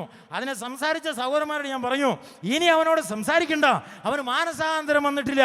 മാനസാന്തരം വരാതെ മരണം വരെ അവന് സഭയിലേക്ക് തിരിച്ചു വരാൻ കഴിയത്തില്ല. ഇനി അവൻ പുറത്തുനിന്ന് മരിച്ചാൽ അവനെ അടക്കാൻ ആരുമില്ലെങ്കിൽ നമുക്ക് അവനെ അടക്കിക്കൊള്ളാം. അല്ലാതെ അവൻ്റെ മരണം വരെ എനിക്ക് തെറ്റുപറ്റിയ സഹോദരന്മാരെ, സഭയുടെ മുമ്പിൽ എൻ്റെ തെറ്റ് സമ്മതിച്ച് ആ തെറ്റിൽ ഞാൻ എന്ത് ചെയ്യേണ്ടു എന്നൊരു നിലവാരത്തിലേക്ക് എത്തുമ്പോൾ അവനെ തിരിച്ചെടുത്താൽ മതി. എണ്ണം കൂട്ടുന്ന പരിപാടി നമുക്ക് വേണ്ട എന്നാണ് എനിക്ക് പറയാനുള്ളത്. എണ്ണമല്ല ദൈവം നോക്കുന്നത്, സമർപ്പണമുള്ള മനുഷ്യൻ്റെ കൂട്ടത്തെയാണ്. അവർ ചുരുക്കമായിരിക്കാം, എന്നാൽ അവർക്ക് ലോകത്തിൽ വലിയ കാര്യങ്ങളെ ചെയ്യുവാനായിട്ട് സാധിക്കും. ഒരു മനുഷ്യനെ കുറിച്ച് പറഞ്ഞത്, God is not looking for great man but he is looking for the people who see the greatness of God എന്ന് പറഞ്ഞു. ദൈവം നോക്കുന്ന വലിയ വലിയ മനുഷ്യരെയല്ല, പിന്നെയോ ദൈവത്തിൻ്റെ മഹത്വം കാണുന്ന സാധാരണ മനുഷ്യരെ, അവരെയാണ് ദൈവം നോക്കിക്കൊണ്ടിരിക്കുന്നത്. അപ്പോൾ പത്രോസിൻ്റെ പ്രസംഗം അതാണ്, മാനസാന്തരം. അപ്പോൾ ഇന്നത്തെ സുവിശേഷ സന്ദേശം എന്താണ്? നമ്മൾ പറയുന്നത് സഭയിൽ പ്രസംഗിക്കപ്പെടേണ്ട വിഷയം എന്താണെന്നറിയാമോ? മാനസാന്തരത്തെക്കുറിച്ചാണ്. പരദൂഷണം പറയുന്ന സഹോദരിമാരോട് പറയണം, മാനസാന്തരപ്പെടണമെന്ന് പറയണം. നീ ചെയ്യുന്ന തെറ്റാണ് സഹോദരി എന്ന് പറയണം. അതുപോലെ സഭയിൽ ചെറിയ ചെറിയ ഗ്രൂപ്പുകൾ ഉണ്ടാക്കുന്നവരോട് പറയണം, അത് പറ്റത്തില്ല, മാനസാന്തരപ്പെട്ടുകൊള്ളണം. സഭയിൽ ഭിന്നത വരുത്താൻ ശ്രമിച്ചാൽ 2-3 പേരെ പ്രാവശ്യം ഞങ്ങൾ ഉപദേശിക്കും, അതിനുശേഷം സഭയിൽ നിന്ന് മാറ്റിക്കളയുമെന്ന് പറയണം. അതുപോലെ പാപത്തിൻ്റെ വഴിയിൽ ഒരാൾ പോയാൽ, അസൂയയുടെ വഴിയിൽ പോയാൽ, തെറ്റുകളുടെ വഴിയിൽ പോയാൽ, പാപത്തെ ന്യായീകരിച്ചാൽ നമ്മൾ പ്രസംഗിക്കേണ്ട പ്രസംഗം എന്താണ്? അത് മാനസാന്തരത്തെക്കുറിച്ചുള്ള സന്ദേശമാണ്. അങ്ങനെ മാനസാന്തരത്തെക്കുറിച്ചുള്ള പ്രസംഗം എന്തുകൊണ്ടാണ് നമ്മൾ പറയുന്നത്? അതാണ് അപ്പസ്തോലിക സന്ദേശം എന്ന് പറയുന്നത്, അതാണ് യേശുവിൻ്റെ സന്ദേശം എന്ന് പറയുന്നത്, അതാണ് ബൈബിളിൻ്റെ സന്ദേശം എന്ന് പറയുന്നത്. അതുകൊണ്ട് ആ സന്ദേശത്തിന് പ്രാധാന്യം കുറഞ്ഞോ? 21-ാം നൂറ്റാണ്ടിലല്ലേ ജീവിക്കുന്നത്, കമ്പ്യൂട്ടർ യുഗത്തിലല്ലേ എന്ന് ചോദിച്ചാൽ, ദൈവത്തിൻ്റെ വചനത്തിൽ ഏത് കാലത്ത് മനുഷ്യരോട് പറയുക ഒരു സന്ദേശമാണുള്ളത്. അതെന്താണ്? അത് മാനസാന്തരത്തിൻ്റെ സന്ദേശമാണ്. അത് ജീവിതങ്ങളെ പരിവർത്തനം വരുത്തുന്ന ദൈവത്തിൻ്റെ സന്ദേശം. വാസ്തവത്തിൽ അതാ. കാലങ്ങൾക്കനുസരിച്ച് ദൈവം തൻ്റെ സന്ദേശത്തെ മാറ്റാറില്ല. കാലങ്ങൾക്കനുസരിച്ച് ദൈവം തൻ്റെ സന്ദേശത്തെ ലഘൂകരിക്കാറില്ല. ദൈവത്തിനെന്നും പറയുവാൻ ഒരു പ്രസ്താവനയുള്ളൂ. ആ പ്രസ്താവന ആ വിഷയത്തെക്കുറിച്ചുള്ള ആധികാരികവും ശാശ്വതമായിരിക്കുന്ന സത്യമാണ്. അതുകൊണ്ട് നമ്മൾ അത് തന്നെ പ്രസംഗിക്കേണ്ടത്. അതുകൊണ്ട് പത്രോസ് അതാണ് പ്രസംഗിക്കുന്നത്. അതുകൊണ്ട് ആദ്യത്തെ സന്ദേശം മാനസാന്തരത്തിൻ്റെ സന്ദേശമാണ്. അതുകൊണ്ട് രക്ഷിക്കപ്പെട്ടു എന്ന് അവകാശപ്പെടുന്ന മനുഷ്യന് നമ്മൾ എന്താ ചിന്തിക്കേണ്ടത്? എൻ്റെ ജീവിതത്തിൽ വാസ്തവത്തിൽ മാനസാന്തരം വരാത്ത വിഷയങ്ങളുണ്ടോ? ഞാൻ നേരത്തെ പറഞ്ഞത്, ബുക്ക് സ്റ്റാളിൽ നിന്ന് CD പോയെങ്കിൽ അതെടുത്ത മനുഷ്യ മാനസാന്തരമുണ്ടോ? അതെടുത്തവനെ ന്യായീകരിച്ചവർക്ക് മാനസാന്തരമുണ്ടോ? എൻ്റെ മക്കളത് ചെയ്യലെന്ന് പറയുന്നവരില്ലേ? എൻ്റെ ഭാര്യ അങ്ങനെ പറയില്ലെന്ന് പറയുന്നവരില്ലേ? എൻ്റെ ഭർത്താവ് അങ്ങനെ ചെയ്യില്ലെന്ന് പറയുന്ന വിശ്വാസിയായ ഭാര്യയില്ലേ? എൻ്റെ പ്രിയപ്പെട്ടവരെ, അത് ആ മനുഷ്യൻ നശിപ്പിക്കുന്ന ഒരു ന്യായീകരണമാണ്. അത് നമ്മുടെ മക്കളുടെ ഭാവിയെ അങ്ങനെ കരിച്ചു കളയുന്ന, നമ്മുടെ മക്കളുടെ ഭാവിയെ തകർത്ത് കളയുന്ന പ്രസ്താവനയാണ്. എൻ്റെ മക്കൾ, ഞാൻ സൂചന പ്രസംഗിക്കുന്ന ആളാണ്, ഞാൻ കർത്താവിൻ്റെ വേല ചെയ്യുന്ന ആളാണ്. എൻ്റെ മക്കൾ തെറ്റ് ചെയ്യുമെന്ന് ചോദിച്ചാൽ ഞാനെന്ത് പറയണം? എനിക്ക് പറയാനുള്ളത്, നമ്പൂതിരി വളർത്തിയ വീട്ടിലെ പൂച്ചയാണെങ്കിലും മീൻ കണ്ടാൽ മത്സ്യം കണ്ടാൽ എടുക്കുമെന്നുള്ള പ്രമാണം അത് ലളിതമായ പ്രമാണമാണ്. അതുകൊണ്ട് ഏത് സൂചന പ്രസംഗിക്കുന്ന മക്കളാണ് തെറ്റുപറ്റാം. അതുപോലെ എത്ര വലിയ മനുഷ്യരുടെ മക്കളാണെങ്കിലും തെറ്റ് സംഭവിക്കാം. പക്ഷേ തെറ്റിന് ന്യായീകരിക്കാനായിട്ട് നമുക്ക് സാധിക്കത്തില്ല. അതുകൊണ്ട് മാനസാന്തരത്തിൻ്റെ സന്ദേശം അതൊന്ന് പ്രസംഗപ്പെടണം. പല സഭകളിലും പ്രസംഗിക്കാൻ പേടി ആളുകൾക്ക്. എന്താ പേടി? പേടി എന്ന് പറഞ്ഞാൽ ആളുകൾ സഭ വിട്ടു പോകും. പോട്ടെ എന്ന് ഞാൻ പറയും. അവർക്കുള്ള ഈ സഭയെന്ന് പറയും, അവർ പോട്ടെ, ഇവിടെ ശുദ്ധീകരണം നടക്കട്ടെ. പഴയ വായിക്കുമ്പോൾ നമുക്ക് കാണാൻ സാധിക്കുന്നതാണ്, യാക്കോബ് എന്ന മനുഷ്യന് ഒരുപാട് ഒരുപാട് അലഞ്ഞു തിരിഞ്ഞ വർഷങ്ങൾ യാക്കോബിനുണ്ടായിരുന്നു. അങ്ങനെ ലാബാന്റെ വീട്ടിൽ പോയി, അതിനുശേഷം തിരിച്ചു വന്നു. ഏശാവ് എതിരേറ്റു വന്ന് ഭയപ്പെട്ടു പോയി. അതിനുശേഷം ഒരുപാട് സംഭവങ്ങളിൽ കൂടെ കടന്നുപോയി. ശെഖേമിൽ പോയി താമസിച്ചു. ശെഖേമിൽ വെച്ച് തൻ്റെ മകൾ ദീനയെ ശെഖേമിൽ തട്ടിക്കൊണ്ടുപോയി. അങ്ങനെ അനർത്ഥങ്ങൾ വേട്ടയാടിയ ഒരു ജീവിതം യാക്കോബിൻ്റെ ജീവിതത്തിലുണ്ടായിരുന്നു. അങ്ങനെ വർഷങ്ങൾ ഒരുപാട് കടന്നുപോയി. ശെഖേമിൽ അങ്ങനെ താമസിക്കുമ്പോൾ യാക്കോബിനൊരു കാര്യം മനസ്സിലായി. ഈ ശെഖേമിൽ താമസിക്കേണ്ട മകനല്ല ഞാൻ. ബേഥേലിൻ്റെ ദൈവം അതാണ് എൻ്റെ ദൈവം. ബേഥേലിൽ നിന്ന് പോയപ്പോൾ ഞാൻ പറഞ്ഞിട്ടുണ്ട്, ദൈവമേ ഈ ബേഥേലിലേക്ക് എന്നെ തിരിച്ചു കൊണ്ടുവന്നാൽ ഞാൻ നിന്നെ ഇവിടെ ആരാധിക്കാം. പക്ഷേ യാക്കോബ് ബേഥേലിലെത്തിയില്ല. ലാബാന്റെ അടുത്തും പണമുണ്ടാക്കാനുള്ള വഴിയിലും ശെഖേമിലും എല്ലാം കറങ്ങിത്തിരിഞ്ഞു. അങ്ങനെ യാക്കോബിൻ്റെ വീട്ടിൽ എന്തൊക്കെ ഉണ്ടായിരുന്നു? ലാബാന്റെ വീട്ടിലെടുത്ത ഗൃഹബിംബങ്ങൾ യാക്കോബിൻ്റെ വീട്ടിലുണ്ടായിരുന്നു. അതുപോലെ പലതും യാക്കോബിൻ്റെ വീട്ടിലുണ്ടായിരുന്നു. അങ്ങനെ യാക്കോബിൻ്റെ വീടിനെ അനർത്ഥങ്ങളൊന്നൊന്നായി വേട്ടയാടി. ഒരു സുപ്രഭാതത്തിൽ യാക്കോബ് എഴുന്നേറ്റ് പടനെ ഉൽപ്പത്തി വായിക്കും കാണാം. യാക്കോബ് പറഞ്ഞു, നമ്മളെ തന്നെ ശുദ്ധീകരിപ്പീൻ, നാം ബേഥേലിലേക്ക് പോവുകയാണ്. അപ്പോൾ നമ്മൾ ചോദിക്കുന്നു, യാക്കോബേ ഈ ബോധോദയം നിനക്ക് എവിടെ നിന്നുണ്ടായി? നമ്മളെ തന്നെ ശുദ്ധീകരിക്കാം, നമുക്ക് ബേഥേലിലേക്ക് പോകാം. എന്താ യാക്കോബ് പറഞ്ഞെന്നറിയാമോ? എന്തുകൊണ്ട് നമ്മുടെ കുടുംബത്തിൽ അനർത്ഥങ്ങൾ അടിക്കടിയായി വരുന്നു? എന്തുകൊണ്ട് നമ്മുടെ മകളെ അവർ തട്ടിക്കൊണ്ടുപോയിരിക്കുന്നു? എന്തുകൊണ്ട് നമ്മുടെ കുടുംബത്തിൽ സമാധാനം കാലങ്ങളായിട്ട് നഷ്ടപ്പെട്ടിരിക്കുന്നു? അവിടെ നിന്ന് എടുത്തു കളയേണ്ട ചില ഗൃഹബിംബങ്ങളുണ്ട്, അവിടെ നിന്ന് എടുത്തു മാറ്റേണ്ട ചില ചിത്രങ്ങളുണ്ട്, വിശ്വാസിയുടെ ബൈബിളിനുള്ളിൽ വെച്ചിരിക്കുന്ന ചില ചിത്രങ്ങളുണ്ട്, ഞാൻ കണ്ടിട്ടുണ്ട്. അങ്ങനെ ആവശ്യമില്ലാത്ത ചിത്രങ്ങൾ, ചില മതങ്ങൾ വിശ്വസിക്കുന്ന, ക്രിസ്തീയ സമുദായങ്ങൾ വിശ്വസിക്കുന്ന പുണ്യവാളന്മാരുടെ ചിത്രങ്ങൾ ബൈബിളിൽ വെച്ചുകൊണ്ടിരിക്കുന്ന വിശ്വാസിയെ കേട്ടിട്ടുണ്ട്. ഞാൻ ചോദിക്കുന്നു, അതെന്തിനു നീ സൂക്ഷിച്ചിരിക്കുന്നു അവിടെ? അതുപോലെ ഒരു വീട്ടിൽ ചെന്നപ്പോൾ കണ്ടത് ഒരു കൊന്ത തൂക്കിയിരിക്കുന്നു ഞാൻ കണ്ടു. എന്തിനു നീ അത് തൂക്കിയിരിക്കുന്നു ഞാൻ ചോദിക്കുന്നു. നീ അത് പ്രാർത്ഥിക്കാറില്ലെന്ന് എനിക്കറിയാം, നീ അത് വിശ്വസിക്കാറില്ലെന്ന് എനിക്കറിയാം. പക്ഷേ എനിക്ക് ചോദിക്കാനുള്ളത്, പിന്നെ എന്തിനാണ് നീ അത് വെച്ചിരിക്കുന്നത്? ഇല്ല, യാക്കോബ് പറഞ്ഞ പോലെ ബൈബിളിന് പറയുവാനുണ്ട്. എന്താണ് പറഞ്ഞത്? നമ്മുടെ ജീവിതത്തിൽ ശുദ്ധീകരണം വേണം. നമുക്കിതാ ബേഥേലിലേക്ക് പോകാം. ബേഥേലിൽ നിന്നും എന്നെ നടത്തിയ ദൈവം, എന്നാൽ എൻ്റെ ജീവിതത്തിൽ അനർത്ഥങ്ങൾ ഒരുപാട് സംഭവിച്ചു എന്ന് ഞാൻ കാരണം തിരിച്ചറിയുന്നു. എന്താണ്? ശുദ്ധീകരിക്കപ്പെടേണ്ട പലത് ഈ കുടുംബത്തിലുണ്ട്, ശുദ്ധീകരിക്കപ്പെടേണ്ടത് പലത് ഈ ജീവിതത്തിലുണ്ട്. ഇതുകൊണ്ട് നമ്മുടെ ജീവിതത്തിൽ യാക്കോബിൽ പഠിക്കുന്ന ഒരു പാഠമെന്നറിയാമോ? വർഷങ്ങൾ കുറേ കിടക്കുമ്പോഴാണ് എടുത്തു കളയേണ്ട ചില ഗൃഹബിംബങ്ങൾ നമ്മുടെ വീട്ടിലുമുണ്ട്. നിലവിളക്ക് കത്തിയിരിക്കുന്ന വീട് ഞാൻ കണ്ടിട്ടുണ്ട്, വിശ്വാസിയുടെ വീട്. എന്നാൽ സന്ധ്യാനേരത്ത് നിലവിളക്ക് കത്തിച്ചു വെക്കുന്നതിന് കാരണമെന്നാണ് ഞാൻ ചോദിച്ചാൽ എനിക്ക് പറയാനുള്ളത്, ബൈബിളിന് പറയാനുള്ളത്, യാക്കോബ് ശുദ്ധീകരിച്ചു പോലെ അതിറങ്ങി കളയാ എൻ്റെ സഹോദര. അതുപോലെ നീ ആ തൂക്കിയിരിക്കുന്ന ആ മാല പോലെയുള്ള സംഗതി ഉണ്ടല്ലോ, അതിറങ്ങി കളയുക. അതുപോലെ നിന്റെ ബൈബിളിൽ വെച്ചിരിക്കുന്ന ചിത്രമുണ്ടല്ലോ, അതിറങ്ങി കളയുക. മാത്രമല്ല, നിന്റെ മനസ്സിൽ കൊണ്ട് നടക്കുന്ന ചിലരുടെ മുഖങ്ങളുണ്ടല്ലോ, അത് മായ്ച്ചു കളയുക. അതുപോലെ നിന്റെ മനസ്സിൽ കൊണ്ട് നടക്കുന്ന ചില പാപകരമായിരിക്കുന്ന സ്വപ്നങ്ങളുണ്ടല്ലോ, അതിനുവേണ്ടിയുള്ള പ്രാർത്ഥനകളുണ്ടല്ലോ, നിർത്തിക്കളയുക. അതാണ് പത്രോസ് പ്രസംഗിക്കുന്ന മാനസാന്തരത്തിൻ്റെ സന്ദേശം എന്ന് പറയുന്നത്. അപ്പോൾ ബൈബിൾ അങ്ങനെ പഠിപ്പിക്കുന്നത്. അതുകൊണ്ട് നമ്മളത് പ്രസംഗിക്കുകയാണ്. നമ്മൾ രക്ഷിക്കപ്പെട്ടവർ തന്നെയോ എന്ന് ഉറപ്പുവരുത്തേണ്ടത് ആവശ്യമാണ്. വാസ്തവത്തിൽ മാനസാന്തരം വന്നിട്ടുണ്ടോ എന്ന് ഉറപ്പുവരുത്തേണ്ടത് ആവശ്യമാണ്. എന്താ മാനസാന്തരം എന്ന് പറഞ്ഞാൽ? ചുരുക്കി പറയട്ടെ, മാനസാന്തരം എന്ന് പറഞ്ഞാൽ ഈ ബൈബിൾ വായിക്കുമ്പോൾ കാണാൻ സാധിക്കും. മാനസാന്തരം ഒന്ന്, നമ്മൾ ചില അറിവുകൾ ഉണ്ടാകുക, അറിവിൻ്റെ വെളിച്ചത്തിൽ വന്ന വഴികളെക്കുറിച്ചൊരു ദുഃഖം തോന്നുക. ഇതാണ് അവർ ചെയ്തത്. അവർ ചോദിച്ചു, ഞങ്ങൾ എന്ത് ചെയ്യേണ്ടു? അവർക്ക് സുവിശേഷ പ്രസംഗം കേട്ടപ്പോൾ ചില കാര്യങ്ങൾ തിരിച്ചറിഞ്ഞു. ആ തിരിച്ചറിവിൻ്റെ വെളിച്ചത്തിൽ ഒരു കാര്യം മനസ്സിലായി, ഞങ്ങൾ വന്ന വഴികളിൽ ഒരുപാട്